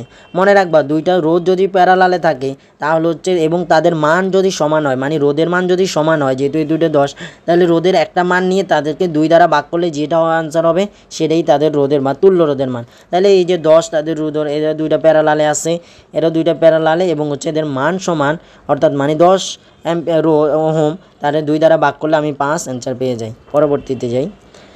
5 বিওটি ইউনিট সমান কত কিলোওয়াট? মনে রাখবা, 1 বিওটি সমান হচ্ছে 1 কিলোওয়াট, তাহলে 5 বিওটি সমান হচ্ছে 5 কিলোওয়াট। ঠিক আছে, আশা করছি বুঝতে পারছো। নাহলে আমি আরেকবার লিখে দিই, ওই লেখাটা না বোঝা গেলে। মনে রাখবা, 1 বিওটি সমান হচ্ছে 1 কিলো ওয়াট আওয়ার্স। তাহলে হচ্ছে তাহলে 5 সমান হবে কত, 5 BOT সমান কত হবে 5 কিলো ওয়াট আওয়ার। শেষ। আশা করি বুঝতে পেরেছো। পরবর্তী কোশ্চেনে যাই। তড়িৎ চালক শক্তির একক কোনটি? তড়িৎ চালক শক্তির একক হচ্ছে ভোল্ট। এরপর কোশ্চেনে যাই। কোষের তড়িৎ চালক বলের পরিমাপ করার যন্ত্রের নাম কি? অর্থাৎ কোষের তড়িৎ চালক বল পরিমাপ করা হয় কোনটা দিয়ে? পোটেনশিওমিটার দ্বারা। মনে রাখবা পোটেনশিওমিটার দ্বারা সেটা। এবং কোনটা দ্বারা কি করা হয়? অ্যামিটার দ্বারা কোনটা পরিমাপ করা হয়? এবং হচ্ছে তোমার অ্যামিটার দ্বারা কোনটা, মিটার ব্রিজ দ্বারা কী করা, গ্যালভানোমিটার দ্বারা কী করা, এগুলোও দেখে নিবা। এরপরে দেখো 1200 ওয়াটের একটি ইস্ত্রি, অর্থাৎ একটা 1200 ওয়াটের ইস্ত্রি 30 মিনিট ধরে সময়ে কাজ করলে ব্যবহৃত তড়িৎ শক্তি কত? তড়িৎ শক্তির ওই যে সূত্রটা পি এর সাথে কার সম্পর্ক, সেটা দিয়ে তোমরা ব্যবহার করলে পেরে যাবে। এটা যেটা 1200 দিবা, তারপরে এখানে 1200 দিয়ে 1000 দ্বারা ভাগ করবা, এখানে 30 মিনিট ধরে চলে, তার মানে 30 মিনিট এখানে ধরো কাজ করলে সম্পূর্ণ। এখানে দেখো এই শূন্য এই শূন্য এই শূন্য এই শূন্য কাটা, এই শূন্য এই শূন্য কাটা, এরপরে 12 3 দ্বারা করলে 36। তার মানে এটার অ্যান্সার হচ্ছে কি 36 না, এটার সাথে তোমাদের আরও কী করতে হবে, আর আমি দেখাইতেছি। আমাদের অ্যান্সার হয় কত 36, এখানে 36, আচ্ছা 1200 এরপরে 30, এখানে হচ্ছে তোমাদের করতে হবে কি, আচ্ছা এখানে হচ্ছে তোমাদের অ্যান্সার হচ্ছে 0.6 কিলোওয়াট। অর্থাৎ হচ্ছে তোমরা হচ্ছে এত 1200 একটি স্থির 30 মিনিট সময় ধরে কাজ করলে সেটার ব্যবহৃত। এখানে মেনলি যেটা করতে হবে তোমার এই যে 36 যেটা পাইছো এটার সাথে আবার 60 দ্বারা ভাগ করতে হবে। কেন? কারণ এটা হচ্ছে তোমার এককটা দেখো, এটাতে একক দেখো কিলোওয়াট আওয়ারে আছে, অর্থাৎ ঘন্টাতে। তার মানে হচ্ছে তুমি যখন করবা তখন হচ্ছে এটা 60 দ্বারা ভাগ করতে হবে। তাহলে 36টা 60 দ্বারা ভাগ করলে তুমি দেখবা কি এই যে 36 এই যে 60 ভাগ করলে একবার যায়, কয়বার যায় 36। আচ্ছা এটা উল্টা আমি করতেছি, উল্টা করা হইতে আছে। তো এখানে করলে 60 যদি করো 36 দিই তাহলে যায় না, একটা শূন্য নিবা, মানে এখানে শূন্য, এরপরে 60 করো 6 দেখবা 6 বার পাবা। 6 বার যদি এটাকে গুণ করো, যেমন 6 6 6 0 0 6 6 36, 300 কত হয় 360, অর্থাৎ হচ্ছে তখন পাবে 0.6 কিলোওয়াট আওয়ার। পরবর্তী কোশ্চেনে যে একটি পরিবাহী তারের রোধ 6 ওহম দেওয়া আছে, এর দৈর্ঘ্য টেনে 3 গুণ করলে রোধ কত হবে? অর্থাৎ একটি পরিবাহী তারের রোধ দেওয়া আছে কত 6 ওহম, এর দৈর্ঘ্য টেনে 3 গুণ করা হলে, মনে রাখবা যদি দৈর্ঘ্য টেনে করা হয় তখন মনে রাখবা এই যে যতটুকু রোধ দেওয়া আছে তার সাথে এন স্কোয়ার মানে কি, এন স্কোয়ার মানে হচ্ছে অর্থাৎ যত গুণ টেনে লম্বা করবা। এখানে 2 হলে 2 বসাবা এনের মান, আর 3 হলে 3 বসাবা। যেহেতু এখানে 3 বসানো আছে তাহলে 3 স্কোয়ার, তাহলে কত হয় 6, এরপরে হচ্ছে এখানে 3 স্কোয়ার 9, 6 নং কত হয়, আচ্ছা 3 গুণ করবা তাহলে অ্যান্সার হয় 54, কারণ হচ্ছে কি 6 × 9, 6 নং 54 এই যে অ্যান্সার। পরবর্তী কোশ্চেনে যে আমরা 100 ওহম রোধের একটি গ্যালভানোমিটার এর মধ্যে 10 mA দেওয়া আছে, 10 অ্যাম্পিয়ার তড়িৎ প্রবাহ মাপার জন্য কত রোধের শান্ট দরকার? শান্টের যে সূত্রটা সেটা ইউজ করবা। এখানে হচ্ছে 100 যেটা সেটা উপরে মান বসে, এবং হচ্ছে তোমার হচ্ছে এই যে এটার হচ্ছে এতে অ্যাম্পিয়ারে আনতে হবে, এবং হচ্ছে 10, এখানে 10 অ্যাম্পিয়ার বসালে তোমরা এখানে অ্যান্সার পাবা। শান্টের সূত্রটা দেখলে তোমাদের হয়ে যাবে, আর না হলে সমস্যা হলে আমাকে বললো, আমি অবশ্যই তোমাদের এগুলো দেওয়ার চেষ্টা করব। দুইটি কোষে যেহেতু আমার এখানে ম্যাথ করতে একটু কষ্ট হচ্ছে স্লাইডের মধ্যে, এই জন্য তোমাদের আমি সূত্রগুলো শুধু ধরায় দেওয়ার চেষ্টা করছি। আর যেগুলো তোমাদের সমস্যা হবে তাও আমাকে জানাবা, আমি শর্টকাটেও তোমাদের এগুলো দেওয়ার চেষ্টা করব।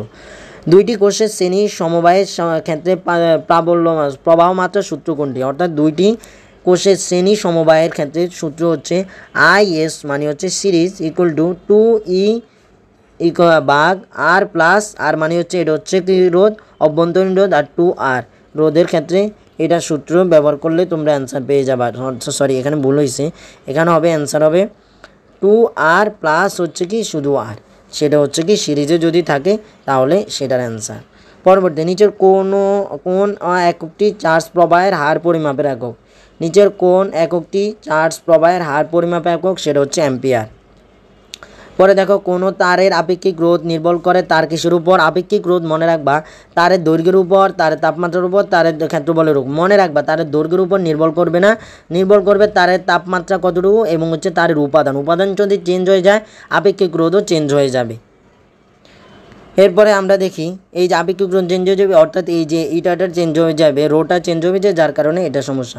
শান্ট ব্যবহৃত হয় কিসের মধ্যে? দেখো শান্ট ব্যবহৃত অ্যামিটারের মধ্যে এবং হচ্ছে তারের তাপমাত্রার জন্য, অর্থাৎ তাপমাত্রা নির্ণয়ের ক্ষেত্রে।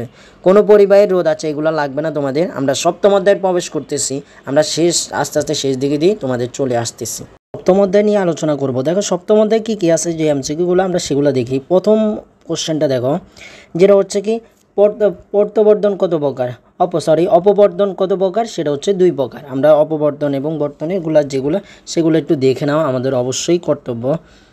দেখো এরপরে হচ্ছে নিচের কোন বর্ণের আলোর তরঙ্গ দৈর্ঘ্য বেশি। আলোর তরঙ্গ দৈর্ঘ্য বেশি কোন তরঙ্গের মধ্যে? এখানে দিছে বেগুনি, হলুদ, আসমানি, নীল।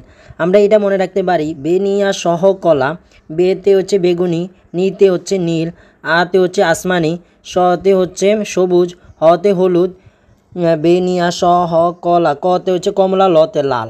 এখন হচ্ছে এখানে তোমাদের দেওয়া আছে বেগুনি, হলুদ, আসমানি, নীল। এর মধ্যে তরঙ্গ দৈর্ঘ্য মনে রাখবা, তরঙ্গ দৈর্ঘ্য সবচেয়ে বেশি দেখো এখানে হলুদ, এরপরে হচ্ছে কি আছে কমলা, লাল। কমলা লাল না, মনে রাখবা এই যে বেনিয়া সকলা এখান থেকে, অর্থাৎ যদি এদিক থেকে এদিক দিকে যায় তাহলে মনে রাখবা তরঙ্গ দৈর্ঘ্য বেশি হয়। যদি এ পাশ থেকে এদিকে আসে, অর্থাৎ অন্যকালে দিয়ে দেখে এই পাশ থেকে যদি এ পাশে আসে, তখন মনে রাখবা তরঙ্গ দৈর্ঘ্য কম্পাঙ্ক সবচেয়ে বেশি হয়। তাহলে হচ্ছে আমার যদি লাল থেকে যদি আমার বেগুনির দিকে আসে তাহলে হচ্ছে আমার কম্পাঙ্ক বেশি হবে, আর যদি বেগুনি থেকে লালের দিকে যেতে থাকে তাহলে আমার তরঙ্গ দৈর্ঘ্য বেশি হবে। আশা করি আমি তোমাদেরকে বোঝাতে পেরেছি। তো এখানে দেখো বেগুনি আছে, প্রথমে হলুদ, তার মানে এই যে এখানে হলুদ, এরপরে আসমানি এখানে, এরপরে হচ্ছে নীল যেটা এখানে। তো এই 4টার মধ্যে সবচেয়ে হচ্ছে ডানে কোনটা? অবশ্যই এ হলুদ, তার মানে হলুদের তরঙ্গ দৈর্ঘ্য বেশি। যদি এখানে বলতো যে কার কম্পাঙ্ক বেশি, তাহলে হচ্ছে এই পাশ থেকে এই পাশের দিকে আমরা যাব, কোনটা সবচেয়ে বেশি দিকে? বেগুনি, তাহলে বেগুনির কম্পাঙ্ক আমরা বলতে পারতাম সবচেয়ে বেশি বেগুনির। এখানে আমরা একটু লিখে দিই, যদিও তোমাদের যদি বলো তাহলে আমরা একটু লিখে দেওয়ার চেষ্টা করতে পারি, যেটা হচ্ছে বে নি আ স হ ক লা। এদিকে তরঙ্গ বেশি হয়, এদিকে হচ্ছে কম্পাঙ্ক বেশি হয়, মানে এফ, আর এদিকে ল্যামডা। আচ্ছা গেল, আমরা পরবর্তী কোশ্চেনে চলে যাই। দেখো ইয়াংয়ের দ্বিচির পরীক্ষা একটি চির বাদ দিলে কোন আলোক ঘটনাটি ঘটবে? অর্থাৎ ইয়াংয়ের যে দ্বিচির পরীক্ষাটা আছে সেখানে যদি আমরা একটা চির বাদ দিয়ে দিই তাহলে সেখানে কোন ঘটনাটা ঘটবে? সেটা ঘটবে অপবর্তনটা। এরপরে কোশ্চেনে চলে যাই আমরা, কোন তরঙ্গের কম্পাঙ্ক সর্বাধিক? এ দেখো এখানে কম্পাঙ্ক সর্বাধিক বলছে, আগে এটা মুছি কী কী আছে আমরা দেখে নিই। সেখানে দেখো আছে কি এক্স রে, গামা, এরপরে হচ্ছে অবলোহিত অতিবেগুনি। এখান থেকে আমাদের হচ্ছে আরেকটা আছে, যেটা হচ্ছে আমাদের শুরু হয় যে এখান থেকে প্রথমে আমাদের যেটা সেটা হচ্ছে গামা, প্রথম হচ্ছে আমাদের গামা, তারপরে যে আমাদের এক্স রে, তারপরে হচ্ছে আমাদের ইউবি মানে হচ্ছে আলট্রা ভায়োলেট বা অতিবেগুনি রশ্মি, এরপরে হচ্ছে ভিজিবল বা দৃশ্যমান, তারপরে হচ্ছে আইআর, এগুলা থেকে আইআর, এরপরে হচ্ছে আমাদের আইআরের পরে মাইক্রোওয়েভ, রেডিওওয়েভ, এগুলা যায়। তো এখান থেকেও সেমভাবে আমার যদি এই দিক থেকে এদিকে যায় তাহলে আমার তরঙ্গ দৈর্ঘ্য সবচেয়ে বেশি, মানে হচ্ছে আমার এখান থেকে এখানে যদি যায় আমার হচ্ছে তরঙ্গ দৈর্ঘ্য বেশি হবে।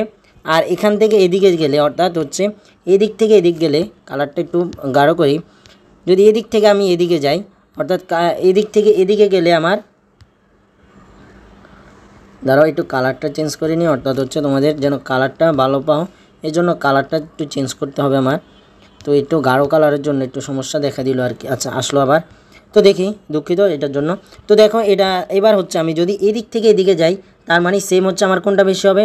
অবশ্যই আমার কম্পাঙ্ক এফ বেশি হবে। তাইলে এখানে দেখো তরঙ্গ দৈর্ঘ্যর কম্পাঙ্ক বেশি বলছে, তার মানে আমার বাম থেকে এই যে ডান থেকে বামের দিকে গেলে সবচেয়ে বেশি। দেখো এখানে কে কে আছে, এখানে আছে এক্স রে যেটা এখানে, আছে যেটা এখানে, তারপর আছে গামা যেটা এখানে, তারপর অবলোহিত রশ্মি মানে হচ্ছে আইআর সেটা এখানে, অতিবেগুনি ইউবি এটা। এই 4টার মধ্যে সবচেয়ে বামে কোনটা আছে?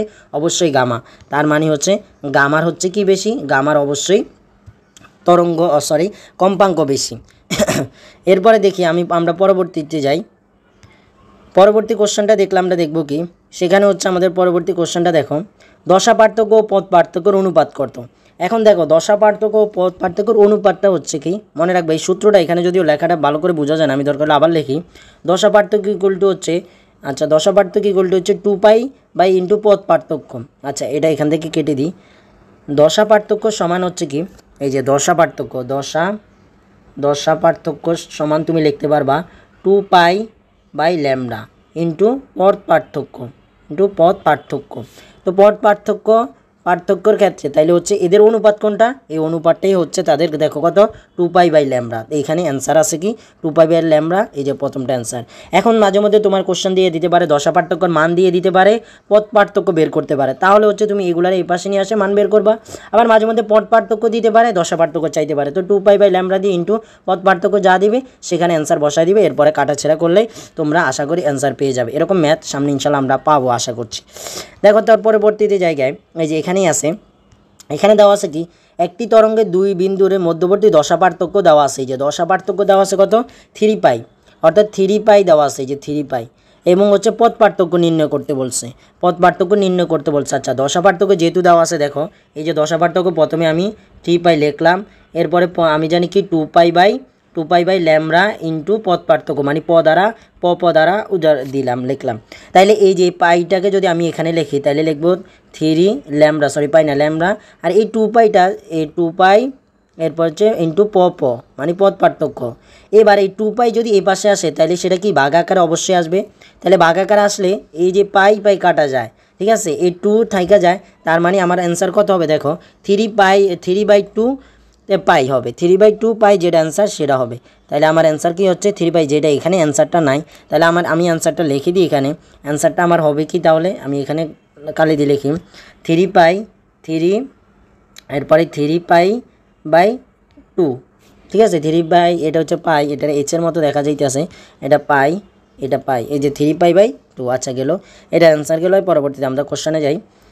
আলোর তরঙ্গ দৈর্ঘ্যের ক্ষেত্রে কোন ক্রমটি সঠিক, অর্থাৎ আলোর ক্রমর ক্ষেত্রে কোনটা সঠিক এখানে বলছে, মানে হচ্ছে তরঙ্গ দৈর্ঘ্য। এই যে আর এখানে যে বলা হয়েছে আর ল্যামডা দেওয়া আছে, এই যে ল্যামডা নিচে আর মানে রেড কালার, এরপরে ল্যামডা আর ইয়েলো ওয়াই, এরপরে মানে এটা মানে তরঙ্গ দৈর্ঘ্য বোঝাইছে, অর্থাৎ বোঝাইছে এখানে কার তরঙ্গ দৈর্ঘ্য বেশি এবং ক্রম অনুসারে আছে সেটা দেখো।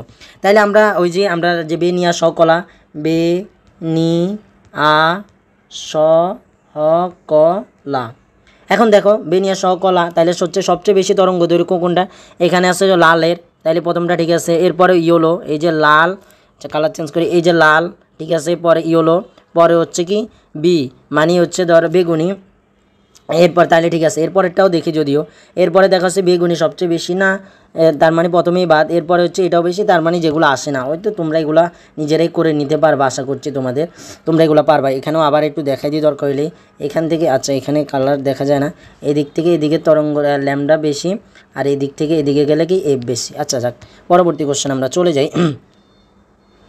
এখানে দেওয়া আছে কি কোনো চিরের মধ্য দিয়ে আলোক বেঁকে যাওয়ার ঘটনাকে ব্যাখ্যা করা যায় নিচের কোনটার মাধ্যমে। মনে রাখবা, আর কোনো চিরের মধ্য দিয়ে যখন আলো যাবে সেটা বেঁকে যাওয়ার ঘটনাকে বলা হয় তরঙ্গ তত্ত্ব, ঠিক আছে, বেঁকে যাওয়ার তরঙ্গ তত্ত্ব বলা হয়। এরপরে কোশ্চেন আমরা যাই, দেখো পরবর্তী কোশ্চেনটা কি আছে, দ্বিচির পরীক্ষায় চির দুটির মধ্যবর্তী দ্বিচির পরীক্ষায় চির দুটির দূরত্ব অর্ধেক, অর্থাৎ চিরের দূরত্বর অর্ধেক দেওয়া আছে, চির থেকে পর্দার দূরত্ব মানে ডি এর মান দ্বিগুণ করা হলে ডোরার প্রস্থ কত হবে 4 গুণ। কারণ কি দেখো, এখানে আমরা সূত্র জানি ডিএস সমান 2, এই যে এটা সেটার এখানে যদি আমরা চিরের দূরত্ব যদি দ্বিগুণ অর্ধেক করি 1/2, এবং হচ্ছে এর পর্দার দূরত্ব 1/2 মানে হচ্ছে এখানে এই যে নিচে হবে 1/2, এটা হচ্ছে 1/2, এবং যদি দূরত্ব দ্বিগুণ করে, দূরত্ব মানে ডি উপরেরটা, তাহলে হচ্ছে ডোরার প্রস্থ মানে ডিএক্স, সেটা কবে, তো 1/2 মানে কি, এটাকে আমি যদি 1/2কে যদি এটা ম্যানেজ করি, অর্থাৎ এই 2টা উপরের দিকে চলে আসবে, তাহলে 2 উপরের দিকে আসলে 2 এর সাথে 2 গুণ হয়ে যাবে 4, তাহলে আমরা বলতে পারবো 4 গুণ। পরবর্তী কোশ্চেনে যাই, তড়িৎ চৌম্বকীয় তরঙ্গ সৃষ্টির উৎস কোনটা। মনে রাখবা, তড়িৎ চৌম্বকীয় তরঙ্গের সৃষ্টির মূল উদ্দেশ্য হচ্ছে গতিশীল চার্জ, কারণ গতিশীলের কারণেই তড়িৎ। আচ্ছা এরপরে যাই, আলোর তরঙ্গের তির্যক, এখানে তির্যক বানানটা ভুল হয়েছে, আচ্ছা তির্যক, আলোর তরঙ্গের তির্যক প্রকৃতি জানা যায় কোনটির মাধ্যমে, আলোর তরঙ্গের তির্যক প্রকৃতি জানা যায় কোন প্রক্রিয়ার মাধ্যমে, সেটা সমবর্তন প্রক্রিয়ার মাধ্যমে। আশা করি তোমরা এগুলা দরকার হলে, তোমার যদি স্পিড না তাহলে স্পিড বাড়াইও দেখতে পারো, 2 স্পিডে, যেভাবে তোমরা নিজেরা পারলে নিজেরাও সুন্দর করে যাবে। আশা করছি এগুলা, আর তোমরা এগুলা শেষ করলে তোমাদের আশা করছি ভালো একটা প্রিপারেশন হয়ে যাবে, একটা অধ্যায়ে কী আছে সেটা জানতে পারতেছো। দেখো আমরা পরবর্তী কোশ্চেনে যাই। দেখো একটি তরঙ্গের দুইটি বিন্দুর মধ্যে পথ পার্থক্য, দেখো আমরা এর আগে দশা পার্থক্য দশা পার্থক্য দেওয়া ছিল, এবার পথ পার্থক্য দেওয়া আছে। এবার আমার পথ পার্থক্য দেওয়া আছে, এই পথ পার্থক্য থেকে আমি এবার কি বের করব, দশা পার্থক্য বের করব। এখন দশা পার্থক্য বের করব কিভাবে, সেটা হচ্ছে আমার ওই যে সূত্রটা আমি জানি, সেই সূত্র কোন সূত্রটা, দ দ্বারা বুঝাইলাম দশা পার্থক্য, দ দ্বারা বুঝাইলাম দশা পার্থক্য, কোনটার মধ্যে চলে আসলাম, ওই পেজে যাই। দ মানে দশা পার্থক্য, আর হচ্ছে 2π/, আমরা জানি কি ল্যামডা, ইন্টু পথ পার্থক্য প। এখন পর মানটা দেওয়া আছে, তাহলে 2π এরপরে ল্যামডা ইন্টু পথ পার্থক্য দেওয়া আছে π/4। এখন π/4 দেওয়া আছে, এই যে পাই না, ল্যামডা/2 যে 4 দেওয়া ছিল, এই ল্যামডা কাটা, এখান থেকে 2 যদি এখানে যায় তাহলে 2 থাকে, তাহলে π/2 থাকে, অর্থাৎ 90 ডিগ্রি থাকে। তাহলে এগুলা কাটি অ্যান্সারটা এখানে লিখি। অ্যান্সার যদি এখানেই আসে তাহলে এখানে ল্যামডা তো থাকবে না, এখানে থাকবে π/2 থাকবে অ্যান্সার, যেটা হচ্ছে এই নাম্বারে অ্যান্সার। আচ্ছা আমরা পরবর্তীতে যাই নাকি, দেখো পরবর্তীতে কি আছে, ইয়াংয়ের দ্বিচির পরীক্ষার পরপর দুইটি উজ্জ্বল ডোরার মধ্যবর্তী দূরত্ব কত। আচ্ছা দুইটি উজ্জ্বল মধ্যবর্তী দূরত্ব যেটা, সেটা এখানে দেওয়া নাই, সেটা হবে সেটা হচ্ছে এটা সমান xd/a, অর্থাৎ xd/a যেটা, সেটাই হচ্ছে মূলত হচ্ছে ল্যামডা d/a যেটা, ল্যামডা d/a যেটা, সেটাই হচ্ছে মূলত, আমি সুন্দর করে লেখা দিই, সেটা হচ্ছে কি ল্যামডা d/a যেটা, সেটা হচ্ছে দুইটি ডোরার মধ্যবর্তী পথ পার্থক্য মধ্যবর্তী দূরত্বের সূত্র। এরপর আমরা যাই পরবর্তী কোশ্চেনে যাই। নিম্নের কোন ক্যালাসটি দত্ত প্রতিসারক, সেটা হচ্ছে ক্যালাস, সেটা কোয়ার্টেজ, এগুলো আগে অ্যাডমিশনে আসতো বেশিরভাগই। এরপরে হচ্ছে দেখো একটি তরঙ্গের দুইটির মধ্যে দশা পার্থক্য π/2, এটা তোমার জন্য SW দেওয়া আছে, SW করে নিবা এটা, অর্থাৎ তুমি নিজে এটা বের করবা, অ্যান্সারও দেওয়া আছে। পরবর্তী যাই, কোন তরঙ্গটির পোলারায়ন সম্ভব নয়, অর্থাৎ কোনটার পোলারায়ন সম্ভব নয়, এটা অনেক সময় আসে। এটা হচ্ছে একটা স্টার দেওয়া কোশ্চেন, যেটা হচ্ছে তো শব্দ তরঙ্গের ক্ষেত্রে কি সম্ভব নয়, শব্দ তরঙ্গের ক্ষেত্রে তোমাদের পোলারায়ন সম্ভব নয়। পরবর্তী যা হাইগেন্সের আলোক তত্ত্বের সাহায্যে ব্যাখ্যা করা যায় কোনটি, সেটা হাইজেনের ব্যাখ্যা করা যায়, ব্যতিচারও করা যায়, প্রতিফলন প্রতিসরণ তিনোটাই করা যায়। পরবর্তী কোশ্চেনগুলোতে আমরা যাই, এগুলো আমাদের তেমন লাগবে না, ব্যতিচারের ক্ষেত্রে এগুলো তোমরা একটু দেখে নিবা, যেগুলো হচ্ছে 2 নম্বরে, এগুলো একটু তোমরা দেখে নিবা, এটা করার দরকার নাই। এই যে কোশ্চেনগুলো যেগুলো ক্রস চিহ্ন দেওয়া আছে সেগুলো তোমাদের করার দরকার নেই, কারণ কেন, এগুলো সূত্রগুলো একটু মানে দেখবা, যেগুলো আমরা আগেও দেখাই দিয়েছি, এগুলো একটু তোমাদের লাগবে কি ক্যালকুলেটার, নিজের কোনটি প্রকার, আচ্ছা তরঙ্গটি নিজের কোন প্রকার, এটা। আচ্ছা এবার আমরা আসল অধ্যায়ে চলে যাই, যেটা আমাদের অষ্টম অধ্যায় আছে। অষ্টম অধ্যায়ে আমাদের কি আছে, আধুনিক পদার্থবিজ্ঞানের সূচনা, এটা এই অধ্যায়ে আমরা দেখব। তো যে শুরু করি। এখন দেখো এখানে হচ্ছে কি 0.8 সি মানে হচ্ছে এখানে আলোর বেগটা বোঝাইছে, আলোর বেগে গতিশীল একটি রকেটের অবস্থা দৈর্ঘ্যের স্থির দৈর্ঘ্য, 0.8 বেগে গতিশীল একটি রকেটের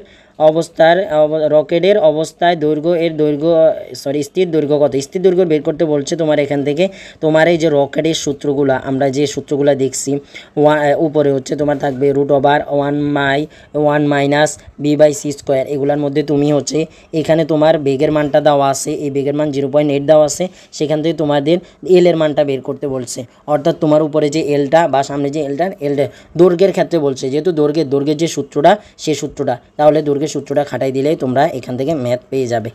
এরপরে দেখো এখানে হচ্ছে আমাদের একটি রকেট কত দূরত্বে চললে এর দৈর্ঘ্য আদি দৈর্ঘ্যের 1/4 হবে, অর্থাৎ এখানে দৈর্ঘ্যের মান দেওয়া আছে তোমার, যেটা হচ্ছে L0/L, এখানে যদি তুমি আদি দৈর্ঘ্যের 1/4 মানে কি, এটার স্কোয়ার করলেও 4 স্কোয়ার করলে 16 হয়ে যায়, 4 স্কোয়ার করলে 16, সেটারে তুমি যদি 1 মাইনাস এই যে √1 - 1/16 ইন্টু এই যে বাইরের সি, সেটা দ্বারা গুণ করা, তাহলে তুমি পেয়ে যাবে এটা অ্যান্সার।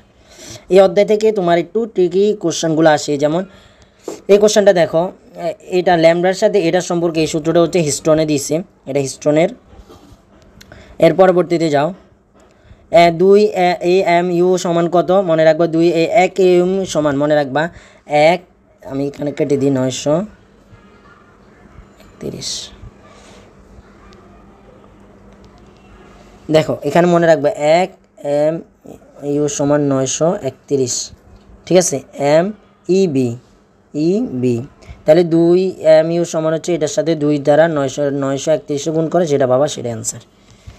পরবর্তীতে যাই, 1.5 ইলেকট্রোভোল্ট কার্যপেক্ষক, এটা কার্যপেক্ষকের মানটা দেওয়া আছে তোমার। এই যে কার্যপেক্ষকের মানটা বিশিষ্ট একটি বেতার দৈর্ঘ্যের এবং 3 ভোল্টের শক্তির মানটা এর মানটা দেওয়া আছে। শক্তির সময় একটি প্রোটন আপতিত হলে নির্গত আলোর ইলেকট্রনের সর্বোচ্চ গতিশক্তি কত হবে? অর্থাৎ এখান থেকে ওই যে গতিশক্তির যে সূত্রটা, এই যে হচ্ছে তোমার কম্পাঙ্ক কার্যপেক্ষক প্লাস হচ্ছে ম্যাক্সের দিয়ে এখান থেকে যেহেতু দুইটার মান দেওয়া আছে, এটা হচ্ছে 3, এটা হচ্ছে 3 দেওয়া আছে, আর এটা 1.5। এটারে যদি এ পাশে যদি এই যে এটা যদি এ পাশে আনো বিয়োগ চিহ্ন হয়ে যায়, ম্যাক্সটা পেয়ে যাবো, যেটা 3-এর থেকে 1.5 গেলে কত থাকে? 1.5 গেলে 1.5 অ্যান্সার থাকে। পরবর্তীতে যাই, দেখো একটি কণার অবস্থান ও ভরবেগ একই সাথে জানা অসম্ভব, এটা কে বলছে? হাইজেনবার্গ বলছে। এটা তোমরা এটা কেমিস্ট্রিতেও দেখে আসছো। এরপরে দেখো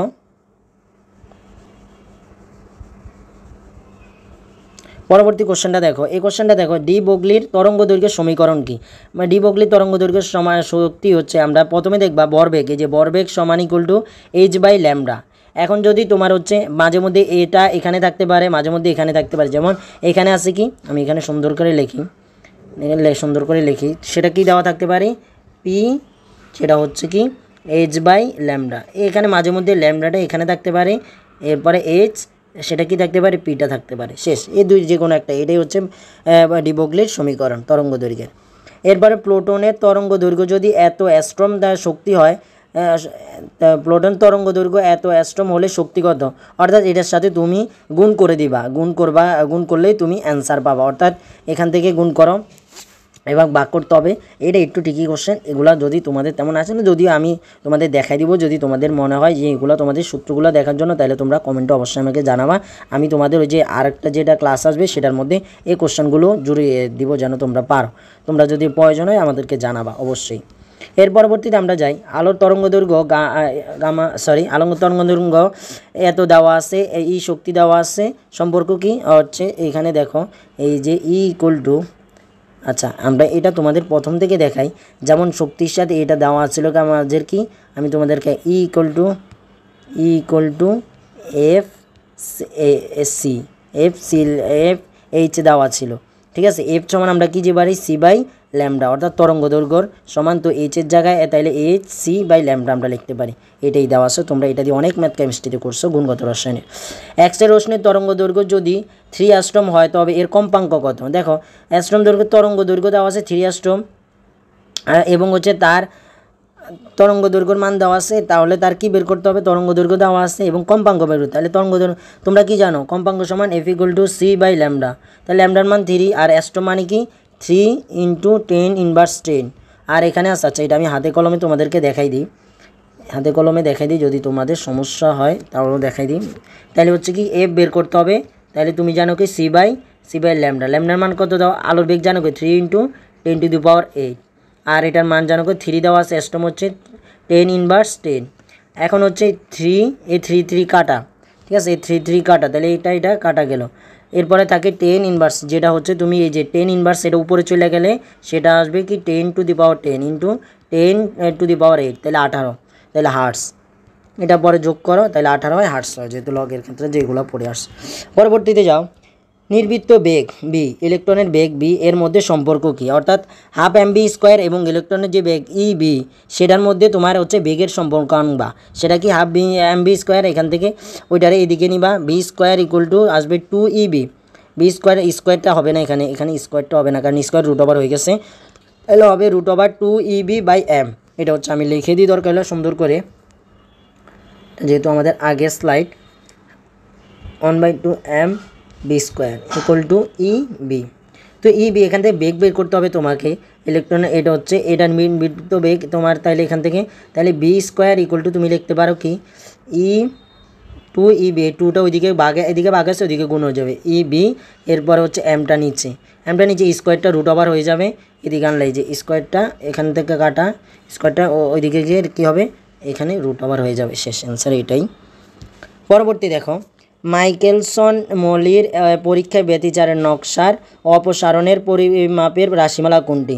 সেটা হচ্ছে n = 2db² c² পাই। এটা একটু দেখো, এটা এত গুরুত্বপূর্ণ না, তাও একটু দেখে নিও। এরপরে দেখো হাইজেনবার্গের অনিচ্ছা নীতির সূত্রটা কোনটা, সেটা অনিচ্ছা নীতি কোনটা পড়ে, এটা হচ্ছে 1 নম্বরটা এবং হচ্ছে তোমাদের 3 নম্বরটার মধ্যে পড়ে, এগুলো একটু দেখে নিবা। হ্যাঁ, ফটোগ্রাফের ক্রিয়া, অবশ্যই ফটোগ্রাফের ক্রিয়াটা একটু দেখে নিবা, যেগুলো হচ্ছে তোমাদের ইম্পর্ট্যান্ট সেগুলো আমরা দেখানোর চেষ্টা করছি। এখানে হচ্ছে কি, এরপরে হচ্ছে কি, এটা হচ্ছে কি, এত অ্যাস্ট্রোম তরঙ্গদৈর্ঘ্য প্লুটোন সোডিয়াম পাতে আপতিত হলে সোডিয়াম শোষণের তরঙ্গদৈর্ঘ্য এত, এগুলো তোমরা একটু প্লুটোনের শক্তি যেগুলো আমরা করেছি সেগুলাই সোডিয়ামের কার্যবেক্ষক, এটা মুখস্থর পড়ে, এটা মনে রাখতে পারো, এটা মুখস্থ। এরপরে দেখবা এগুলা, এক গুচ্ছ আলোক এক গুচ্ছ এক্সরে রশ্মি প্লুটোনের কম্পাঙ্ক এত হলে উদ্দীপকে উল্লিখিত প্লুটোনের শক্তি কত, আমরা ই ইকুয়াল টু আমরা পড়ছি না, ই ইকুয়াল টু কি আর আগে দেখালাম না, E equal to H F. তো এখানে যদি তোমার কম্পাঙ্ক এফ এর মান দেওয়া আছে, এইচ এর মান তোমার জানা, তাহলে তুমি এখান থেকে কি বের করতে পারবা না, এখান থেকে গুণ করলেই তো তোমার প্রোটনের শক্তিটা পেয়ে যাইতেছো। আর যদি তরঙ্গ দৈর্ঘ্য বের করতে বলা হয়, তাহলে তরঙ্গ দৈর্ঘ্য বের করতে পারবে সি বাই এফ লিখবা, সি বাই ল্যামডা, সেখান থেকে মান বের করবা, তাইলে অ্যান্সার হয়ে যায়। এগুলো সূত্রগুলো দেখা দিতেছি, কোচিং তোমাদের কোশ্চেন এখানে একটু ক্যালকুলেটারও সলভিংও আছে, যেটার কারণে তোমরা এগুলো একটু টার্প লাগতে পারো, তুমি মান এমনভাবে দিব যেন তোমরা পারো। চলো আমরা পরমাণুর মডেল এবং নিউক্লিয়ার পদার্থবিজ্ঞান অর্থাৎ নবম অধ্যায় নিয়ে এবার আলোচনা শুরু করি আমাদের আজকে। দেখো আমরা এবার নবম অধ্যায়ের দেখি কী কী আছে। সবচেয়ে কম বেদনযোগ্যতা সম্পূর্ণ রাশি কোনটি, মনে রাখবে এটা খুবই একটা গুরুত্বপূর্ণ, সেটা আলফা। এরপরে দেখো 1 এম, ওইটা দেখাইলাম একটু আগে, 1 এম ইউ সমান হচ্ছে 9 এম মাইক্রো ইলেকট্রোভোল্ট। এরপরে 10 কিলোগ্রাম বরের পদার্থ হতে কী পরিমাণ শক্তি উৎপন্ন হয়, সেটা হচ্ছে 10 কিলোগ্রামের থেকে কত উৎপন্ন হয়, কিলোগ্রাম থেকে এখান থেকে বরের পদার্থ থেকে শক্তি উৎপন্নের যে সূত্রটা, সেটা দিয়ে তুমি যদি ইউজ করো তাহলে তুমি অবশ্যই সেটা পেয়ে যাবে। দেখো কিভাবে, ইকুয়াল টু কি M B square, M C square, C এর মান আলোর বেগ যেটা হচ্ছে 9 হয়ে যাবে এখানে, এটার কারণে 8 আসছিল 16 হয়ে যাবে। এরপরে এম মানে 10 গ্রাম দেওয়া আছে, এই 10টা উপরে চলে গেলে কত হবে, 16 একে 17, তাহলে 9, এই যে এখানে অ্যান্সার হয়ে যাবে কি 9 into 10 inverse 7, sorry 10 to the power 17। আচ্ছা, এর পরবর্তীতে আমরা যাই, এত থেকে এই যে এগুলো খুবই গুরুত্বপূর্ণ একটা কোশ্চেন। এখান থেকে বলছে কি 232 আর 89 এক্স দেওয়া আছে, সেটা থেকে তোমার হচ্ছে কি ওয়াইতে পরিণত হয়েছে কত 232, ঠিকই আছে, উপরেরটা ঠিক আছে, নিচেরটা জেড তোমার জানা নাই, কিন্তু এখান থেকে একটা বিটা রশ্মি নির্গত হয়েছে। এখন বিটা রশ্মি নির্গত হলে তোমার বলছে কি জেডের যে জেডটা সেটা কত। এখন বিটা তুমি কি জানো, বিটা হচ্ছে তুমি জানো যে বিটা হচ্ছে কি, বিটা আগে সংকেতটা দেখো, বিটা হচ্ছে এইভাবে থাকে -1 এখানে, তাইলে বিটা -1 তোমার, তাইলে এই যে 89 সাথে যেহেতু মাইনাস আছে এখানের ক্ষেত্রে যোগ করতে হবে, তাইলে 90, অর্থাৎ এটার ক্ষেত্রে 90 ছিল, যেটার ক্ষেত্রে 90টা ছিল। এটা কীভাবে তাও একটা দেখাই দিই তোমাদের, আমরা যদি অনেকে হয়তো নতুন দেখতে, এখানে 89টা আছে আর এখানে জেড তোমার জানা নাই, আর বিটা যেটা তোমার এটা হচ্ছে জেডের ক্ষেত্রে নিচেরটা তোমার জেড, এটা তো এক্ষেত্রে দেখতে হবে, তার মানে হচ্ছে এখানে বিটার ক্ষেত্রে -1 আছে, তাহলে এই -1, এখন এই -1 যদি এদিকে চলে আসে তাহলে এসে কত হবে 89 প্লাস 1, তাহলে কত 90, এভাবে। কিন্তু আবার যদি বরের চাইতো, এখানে ধরো আমি আবার বলে দিই, আরেকটা বলি, এখানে ধরো যদি তোমার এখানে কী ছিল, এখানে জেডের ওয়াইয়ের উপরে যে জেড এটা নাই, তাহলে তোমার এটা নির্ণয় করতে বললো, তাহলে তুমি 232 দিবা, ওই পারে তোমার যেটা জানা নাই, ধরো এটাকে এম ধরো জানা নাই, এবং বিটারটার উপরের ক্ষেত্রে 0 থাকে, তাইলে এটা 0 থাকে আর নিচে এটা থাকে -1, তার মানে 232, সরি একটু সমস্যা হয়েছে, 1 মিনিট ঠিক হয়ে যাবে আশা করছি এখনই। দেখো এরপরে তাহলে কি এখান থেকে এটা কাটি, এখানে দেখো এই 232, এখানে এম, এখানে 0, তাহলে তোমার যেটা খরচে হয় নাই 232, একটু সমস্যা করতেছে, আশা করি ঠিক হয়ে যাবে স্লাইডটা। হ্যাঁ দেখো এখানে এবার হচ্ছে তোমার 232,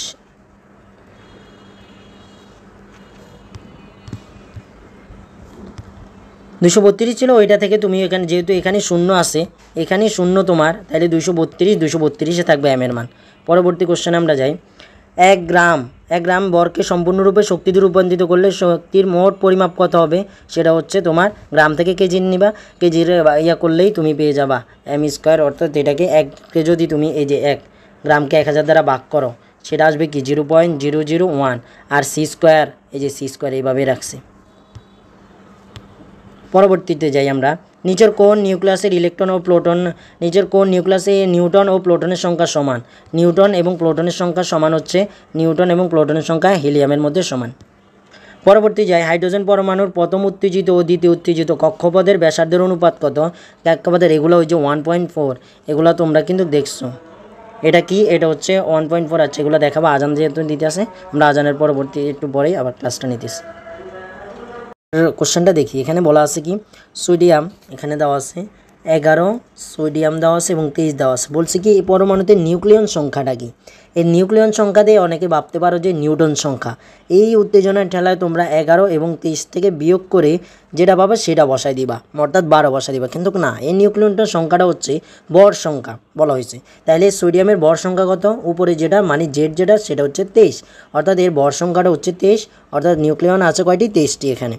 এরপরে যাই আমরা কোশ্চেন, এখানে চিত্রে দেওয়া আছে যেটা প্লোটন সংখ্যা বের করতে বলা হয়েছে প্লোকটেডিয়ামের প্লোটন সংখ্যা বের করতে বলছে, অর্থাৎ হচ্ছে তোমার আগের মতো চিত্রটা ব্যাখ্যা করতে হবে। দেখো ভর সংখ্যা চাইছে, প্লোটন সংখ্যা চাইছে প্লোটোডিয়ামের। তাইলে দেখো এখানে হচ্ছে কত দেওয়া আছে?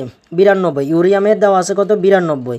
এরপরে এখান থেকে তোমার হচ্ছে থিওরিয়ামে গেছে, এখানে অর্থাৎ আলফা মানে কি হচ্ছে হিলিয়াম, আলফাটাই হচ্ছে হিলিয়াম। তাইলে হিলিয়ামের ক্ষেত্রে হচ্ছে 2 এবং উপরে হচ্ছে 4। তাইলে এখান থেকে 92 থেকে 2 যাবে, অর্থাৎ 2টা মাইনাস হবে, মাইনাস হলে থাকে এখানে থাকে 90। এরপরে থোরিয়ামে থাকে 90 পরে প্লুটোনিয়াম যেটা হচ্ছে তোমার হচ্ছে কতটা থাকে? তবে এখানে 90। এরপরে বিটা রশ্মি নির্গত হয়েছে, বিটার ক্ষেত্রে কি হয়? মাইনাস, বিটা হচ্ছে কি বিটা উপরে ও ও 0, নিচে হচ্ছে -1, আর -1 এই 90-এর সাথে কি হয়ে যাবে? +1, তার মানে 91টি এখানে। আর যদি না বুঝতে পারে এগুলো আমাকে আবার বলবা, আমি আবার বলে দিব। তার কারণে আবার তোমাকে এখানে বলে দিই তোমাদের, সেটা হচ্ছে দেখো ইউরিয়ামের আছে 90। এরপর এখান থেকে আলফা নির্গত হয়েছে, আলফা নির্গত হওয়া মানে কি হচ্ছে 2টা হচ্ছে প্লোটন এবং 4টা হচ্ছে ভর সংখ্যা নির্গত হয়ে যায়। তাহলে প্লোটন আমরা হিসাব করতেছি, আমাদের ভর সংখ্যার হিসাব দরকার নাই। তার মানে এখানে আলফা নির্গত হয়েছে মানে 2টা কমে গেছে, মানে এই 92 থেকে যদি 2 বিয়োগ করো তাহলে 90 থাকে, এর ক্ষেত্রে প্রোটিন সংখ্যা 90। এরপরে এখান থেকে তোমার বিটা রশ্মি নির্গত হয়েছে, তারপর বিটা মানে -1, যেটা -1 মানে কি +1, অর্থাৎ এই 90-এর সাথে -1 মানে +1 যোগ করতে হবে, অর্থাৎ 91টি তোমার হচ্ছে পরবর্তীতে প্লুটোডিয়ামের প্লোটন সংখ্যা। আমরা ভর সংখ্যা এখানে হিসাব করিনি, আমরা শুধু কি হিসাব করছি এখানে আমরা হিসাব করছি সেটা হচ্ছে কি এখান থেকে 2টা যায় 90 থাকে এবং একটা যোগ হয় 90 থাকে, এখানে হচ্ছে একটা 90 থাকে এবং একটা যোগ হয় 91 অ্যান্সার। আচ্ছা, এর পরবর্তীতে যাই আমরা বোরের পরমাণু মডেলের স্বীকার্য অনুসারে কোনো পরমাণুর ইলেকট্রনের কৌণিক, বানান ভুল হয়েছে, কৌণিক ভরবেগ L হলে নিচের কোনটি সঠিক? আমরা জানি কি কৌণিক বেগের mb/r উপরে হচ্ছে NH এবং 2π, এটা তো আমরা সূত্র জানি। এখানে L যদি বের করতে বলে তোমাকে তাহলে বের করতে পারবা, এটা কোনো সমস্যাই না। এরপরে দেখো আমরা এরপরে যাই, এরপরে সূত্রটা কি সেটা হচ্ছে দেখো হাইড্রোজেন পরমাণুর ভূমির স্তরে শক্তি কত? হাইড্রোজেন পরমাণুতে ভূমি স্তরে হচ্ছে প্রথম স্তরে শক্তিটা হচ্ছে কত? -13.6। এরপরে দেখো পরবর্তী যাই, কোনো তেজস্ক্রিয় মৌলের অধ্যায়ু দেওয়া আছে 10 দিন, উক্ত মৌলের 75% যদি তোমার ক্ষয় হয়ে যায়, ক্ষয় হতে কত সময় লাগবে? এখানে তোমার টি বের করতে হবে, অর্থাৎ হচ্ছে অধ্যায়ু দেওয়া আছে 10 দিন এবং হচ্ছে এখান থেকে তোমার খরচ হয়েছে কয়েকদিন, এটা একটা সূত্র আছে। দেখো আমার হচ্ছে কি আমি এখানে 25%, আমার হচ্ছে অর্ধেক খরচ হতে আমার খরচে কত? অর্ধেক খরচ হতে আচ্ছা এটা 10। এরপরে দেখো আমরা এটা দিয়া এইভাবে আঁকবো আমার অর্ধেক খরচ হতে, দেখো অর্ধেক খরচ হইতে আমার লাগে 10 দিন, তাহলে 1/4 খরচ হইতে আমার লাগবে কত? 20 দিন। তার মানে হচ্ছে কি এটা মানে হচ্ছে 75%, আমার হচ্ছে আর কত? 75%, 20 দিন এটা আমার সময় লাগবে। দেখো অর্ধায়ু যদি 10 দিন হয়, উক্ত মোলের 75% ক্ষয় হতে সময় কত লাগবে? সেটা লাগবে তোমার 100 ভাগের মধ্যে তোমার 4 ভাগে যদি খরচ হয়ে যায় 5 ভাগের মধ্যে, অর্থাৎ 25 যদি 25 25 25 3 25 75, তো এটা আর কি। তো এখান থেকে তোমরা এভাবে এইগুলা থেকে এছাড়া যে সূত্রটা আছে সেই সূত্র দ্বারাও তোমরা কিন্তু এটার ম্যাথটা করতে পারবা। যারা সূত্রটাও পারো তোমরা তাইলে সূত্র দিয়েও এই ম্যাথটা করতে পারবা যদি চাও। এরপর আমরা পরবর্তীতে যাই, রেডিয়ামের গড় আয়ু এবং অধ্যায়ুর অনুপাত কত? মনে রাখবা রেডিয়ামের গড় আয়ু এবং অধ্যায়ুর অনুপাত হচ্ছে 1.44, মানে হচ্ছে কি তুমি যদি 1 ln 2 করো অনুপাত করো সেটার মান পেয়ে যাবা তোমরা। এরপরে যাই, এটা তুমি SW করে নিও, অর্থাৎ হচ্ছে প্লোটন ও নিউটনের সংখ্যা কত। নিচের কোন নিউক্লিয়াসে প্লোটন ও নিউটন সংখ্যা সমান সেটা দেখবে। দুর্বল নিউক্লিয় বল সৃষ্টি হয় কোথায়, সেটাও তোমাদের SW। এরপরে শিকার্য অনুযায়ী, এটা কিছুক্ষণ আগে আমরা দেখেছি, এগুলো আমাদের তেমন করা লাগবে না এগুলো। এটা ভেরি ভেরি ইম্পর্টেন্ট। চুম্বক ক্ষেত্রে দ্বারা বিচ্যুত হয় না কোনটি। চুম্বক ক্ষেত্র দ্বারা বিচ্যুতি, হ্যাঁ কোনটা দ্বারা কি বিচ্যুত হয় না, কোনটা দ্বারা বিচ্যুত হয়, এগুলো একটু দেখে নিবা। যেমন চুম্বক ক্ষেত্র দ্বারা বিক্ষিপ্ত হয় কোনটা, হয় না কোনটা, যেমন এক্স রে এবং হচ্ছে গামা চুম্বক ক্ষেত্র দ্বারা বিক্ষিপ্ত হয় না। এরপরে কোশ্চেন যাই, এরপরে এক্স রেটা কি, এগুলো বই থেকে পড়ে নিবা, এগুলোর পার্থক্য, কারণ এখানে অল্প কটা দেওয়া আছে, তোমার অন্যগুলোও আসতে পারে। এক্স রে হলো কি, যেমন তড়িৎক্ষেত্র, চৌম্বকীয় তরঙ্গ এবং হচ্ছে এটা 10⁻12 মিটার থেকে 10⁻8 সীমার তরঙ্গ দৈর্ঘ্য। তো এই বাকিগুলো তোমরা পড়ে নিবা, এগুলো তোমরা পারবা। এগুলো দিয়ে একই তরঙ্গ দৈর্ঘ্য আলোক রশ্মি বর্ণালী কোন অংশে অবস্থিত, অতিবেগুনি রশ্মি আলোক রশ্মি একটি 30 নমুনার ভর যদি 10 গ্রাম হয়, অধ্যায়ও 5 দিন, এগুলো সমস্যা নেই, এগুলো হচ্ছে 75% ক্ষতি। এবার আমরা সেমিকন্ডাক্টরে চলে আসি, আমাদের 10ম অধ্যায়ের মধ্যে। তোমাদের কোনো সমস্যা থাকলে আমাদের কমেন্টে জানাবা।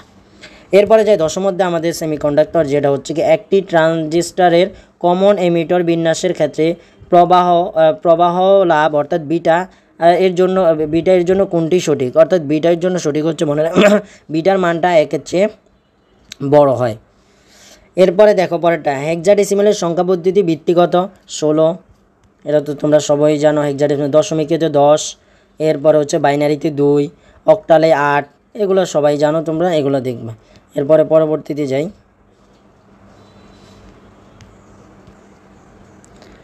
এরপর আমরা দেখি এটা, আচ্ছা এটা তো দেখলাম। এরপরে দেখো 99কে যদি তোমরা হেক্সাডেসিমালের পরের সংখ্যা কত, এটা পরের সংখ্যা তোমরা 1 দ্বারা যোগ করবা, মনে করে রাখবা এই যে এখানে 1 যোগ করবা। তবে এই যোগটা কিসের হবে, হেক্সাডেসিমেলের যোগ। এখন যদি বলো ভাইয়া হেক্সাডেসিমেলের যোগ না পারি, তাহলে তো অবাক কাণ্ড। হেক্সাডেসিমেলের যোগ কীভাবে করবা, 9-1 কত হয় 10, আর হেক্সাডেসিমেলের 10কে কী দ্বারা প্রকাশ করা, এ দ্বারা, তাইলে এই লেখো, আর হচ্ছে এ 9 বসে গেছে, তাইলে হচ্ছে কত হয়, পরের সংখ্যা হচ্ছে 16, তাহলে 9 হেক্সাডেসিমেলের 16, তাইলে এটা অ্যান্সার। আবার যদি তোমাদেরকে আমি বলে দিই, যদি সমস্যা হয়, দেখো যদি বলছে কি 99 এর পরের সংখ্যা কত, তবে সেটা হেক্সাডেসিমেলে, তার মানে তখন কি করবা, 99-এর সাথে 1 যোগ করবা, 99-এর সাথে কি করবা, 1 যোগ করবা। সেটা কিভাবে 1 যোগ করবা, দেখো একটু সমস্যা দিতে আছে। আচ্ছা 1 যোগ করবা 99-এর সাথে, এরপরে আমরা পরের স্লাইডটা যাই। 99-এর সাথে 1 যোগ করবা, সেটা 1 যোগ করবে হেক্সাডেসিমেলের যোগ। হেক্সাডেসিমেল যোগ কীভাবে, 9-1 কত 10, তবে হেক্সাডেসিমেলে 10 বলতে কোনো সংখ্যা নাই, 10কে প্রকাশ করা এ দ্বারা, তাহলে এ লিখবা, আর 9-এর জায়গায় বসবো, তাহলে এটা হচ্ছে এটা হেক্সাডেসিমেলের পরের সংখ্যা। এটা যদি বলতো অন্যটা, তাহলে যদি পূর্বের সংখ্যা বলতো, তাহলে 1 বিয়োগ করতে, হেক্সাডেসিমেলের বিয়োগ করতে। হ্যাঁ, ডেসিমেলের সংখ্যা পদ্ধতিতে জিনিস ঘটে, এটা জানো। ডেসিমেল বা দশমিক একই কথা, ডেসিমেল এবং দশমিক একই কথা, দশমিক। পরবর্তীতে যে আমরা দ্বিমুখী বায়াস প্রদান করা হয় কোন জাংশনে, মনে রাখবা দ্বিবায়াস আর নিঃসরণ ও জাংশনে, নিঃসরণ এবং সংরাক্ষকের মধ্যে। এরপরে যাই, নিচের কোন ডিভাইস এসিকে ডিসিতে রূপান্তর করে, ডিসিতে রূপান্তর, এসি থেকে ডিসিতে রূপান্তর করে কোনটি, সেটা হচ্ছে তোমাদের ভোল্টমিটার। পরে যাই, কোন গেটে সকল ইনপুট 1 হলে আউটপুট তোমার হচ্ছে 1 হয়, সকল ইনপুট যদি 1 দাও আউটপুটও 1 পাবা, সেটা অ্যান্ড গেটের মধ্যে। ডায়োড সাধারণত কী কাজে ব্যবহৃত হয়, মনে রাখবা ডায়োডটা ব্যবহৃত হয় রেকটিফায়ারের ক্ষেত্রে, এটা খুবই একটা ইম্পর্টেন্ট কোশ্চেন। এরপরে যে পদ্ধতি পরবর্তী প্রবাহকে একমুখী প্রবাহে পরিবর্তন করা হয় তাকে কি বলা হয়, একমুখীকরণ। এরপরে সাধারণত নিঃসারক বর্তনীতে অন্তর্গামী এবং বহিগামী সিগন্যালের দশা পার্থক্য কত, মনে রাখবা অন্তর্গামী এবং বহিগামীর সিগন্যালের দশা পার্থক্য 180 ডিগ্রি, এটা খুবই ইম্পর্টেন্ট একটা কোশ্চেন। বাইনারি সংখ্যা এত, এর ডেসিমেল নাম্বার কত, অর্থাৎ এটাকে ডেসিমেলে রূপান্তর করবা। ডেসিমেল মানে কত, 10 ভিত্তিতে, অর্থাৎ এটাকে ডেসিমেলে রূপান্তর করা। তোমরা বাইনারি সংখ্যাগুলো এগুলো ডেসিমেলে কীভাবে রূপান্তর করতে হয় বাইনারি সংখ্যা থেকে, ওই যে কীভাবে করবা, এই যে 1 আছে, এই যে কত আছে, আচ্ছা আমি কোশ্চেনটায় যাই আগে, কোশ্চেনটা কি চলে গেছে, কই আচ্ছা কোশ্চেনটাই তো হারিয়ে গেল, শেষ দিকে আমরা চলে আসছি প্রায়, এটা তাহলে হচ্ছে এখান থেকে এই যে 1 ইন্টু, যেহেতু নিতে আসে বাইনারি 2, এরপরে 0 না একটা এখানে কয়টা আসছে, মোট আছে কয়টা, 2টা 4টা 5টা, তাইলে একটা কম দিবা 4, এরপরে ইন্টু 0 ইন্টু 2 ইন্টু 3 এইভাবে দিয়ে এরপরে যোগ করলে এর অ্যান্সার বের করলে তোমরা পেয়ে যাবা। সরি, এখানে যে আমি দিছি 1, তোমার হচ্ছে কি 1 ইন্টু 2 ইনভার্সে 4টা 5টা আছে, তাহলে একটা কম দিবে, এরপরে প্লাস হবে, এরপরে 0 আছে, এরপরে হচ্ছে কত, এরপরে 2, এরপর 2 দিবা, এরপরে 2 এর উপরে একটা পাওয়ার কম হবে, অর্থাৎ পাওয়ার কম হবে বলতে এখান থেকে 3টা হবে। এইভাবে করবা তোমরা ডেসিমেলের, রেগুলার ডেসিমেল নিবা। একটি ট্রানজিস্টর সাধারণ পাঠ সংরক্ষক সংযোগে রয়েছে, এর নিঃসারক প্রবাহ এত এবং পাঠ প্রবাহ এত, প্রবাহ বিবর্ধন আলফা বের করতে বলছে। আলফার সূত্রটা তোমরা এখান থেকে দেখে নাও, alpha equal to IC by IE, এটা থেকে। এছাড়া হচ্ছে আইই সমান হচ্ছে কি আইবি প্লাস আইসি, এটা দেখে নিলে তোমরা এগুলা থেকে মানগুলো একটা থেকে একটা মান বের করে তারপরে বের করতে পারবে। আমি সূত্রগুলা দরকার হলে আইসি বাই আই, দেখো এটা দেখো, আইই ইকুয়াল টু হচ্ছে কি আইবি প্লাস আইসি, এরপরে হচ্ছে কি alpha equal to IC, sorry disturb দিতেছে যেহেতু অনেকক্ষণ ক্লাসের। আচ্ছা, এটা তোমরা দেখে নিও, আইসি এরপরে আইই, এটা একটু ডিস্টার্ব করতে আছে, আমরা যদিও শেষ সময় দিকে চলে আসছি। আমাদের একটার কোশ্চেন আছে, একটা 2টা কোশ্চেন আছে। সাধারণ নিঃসরবর্তন অন্তর্গামী বহির্গামী এটা দেখছি। এরপরে বিশুদ্ধ অর্ধপরিবাহী পরিবাহিতা বৃদ্ধি পাবে কোনটিতে, সেটা হচ্ছে 3টাতে। যেমন হচ্ছে তাপমাত্রা বৃদ্ধি করলে, ত্রিযোজী মোল মেশালে, এতে পঞ্চভোজী মোল মেশালেও অর্ধপরিবাহীর পরিবাহিতাটা বৃদ্ধি পায়। তো আমরা আজকে দ্বিতীয় পত্রের ফিজিক্সের দ্বিতীয় পত্রের সবগুলো কোশ্চেন দেখলাম, যেগুলো সবচেয়ে ইম্পর্টেন্ট এবং হচ্ছে বেসিক ভিত্তিক। এই বেসিকগুলো মনে রাখলে এবং বাকি আরও কয়টা তোমরা দেখলে আশা করছি তোমাদের অনেকটা ক্লিয়ার হয়ে যাবে। তো আশা করছি তোমাদের অনেক উপকার হবে কি না জানি না, তো আমাদেরকে কমেন্টে জানাতে পারো, এবং বাকি ক্লাসগুলো তোমাদের বাকি সাবজেক্টগুলো প্রয়োজন কিনা সেটাও জানাতে পারো। এবং এতটুকু বলতে পারি, তোমাদের গুচ্ছের পরে অর্থাৎ গুচ্ছের পরবর্তী কাজগুলো আমরা কীভাবে করতে হবে সাবজেক্ট চয়েস থেকে শুরু করে সব কিছু আমাদের এখানে তোমরা পেয়ে যাবে। এছাড়া কেন্দ্রীয় বিশ্ববিদ্যালয়ের কার্যক্রমও আমাদের কিছুদিনের মধ্যে আমরা ধীরে ধীরে শুরু করার চেষ্টা করছি। তাহলে সেখানে তোমরা গুচ্ছতে ব্যর্থ হলে সেখানে তোমরা আবার এক্সাম দিতে পারবে, যেহেতু এখনও শুরু হয়নি। তবে গুচ্ছের আমরা তোমাদের বলবো কীভাবে শেষ মুহূর্তে কয়টা টিপস কাটিয়ে যেন নাম্বার থাকে মোটামুটি, সে নাম্বারগুলো রেখে যেন এবার অতিরিক্ত কিন্তু তোমাদের কি হবে না, প্রতিযোগিতামূলক হবে না। আশা করছি তোমরা ভালো করো এবং সুস্থতার সাথে থাকো, নামাজ পড়ো এবং আল্লাহর প্রতি বিশ্বাস রাখো এবং তাকদীরের প্রতি বিশ্বাস রাখো। ইনশাল্লাহ সফলতা হবে। সবখানে ব্যর্থ হলে ইনশাল্লাহ যে কোনো এক জায়গায় তোমার সফলতা লিখে আসো, যদি তুমি পরিশ্রম হয়ে থাকো। তো আল্লাহ হাফেজ, আসসালামু আলাইকুম, এবং কেমিস্ট্রিয়ালার সাথে থাকার জন্য অসংখ্য ধন্যবাদ। অ্যাডমিশনের সকল তথ্য পাওয়ার জন্য সাবস্ক্রাইব করুন কেমিস্ট্রিওয়ালা।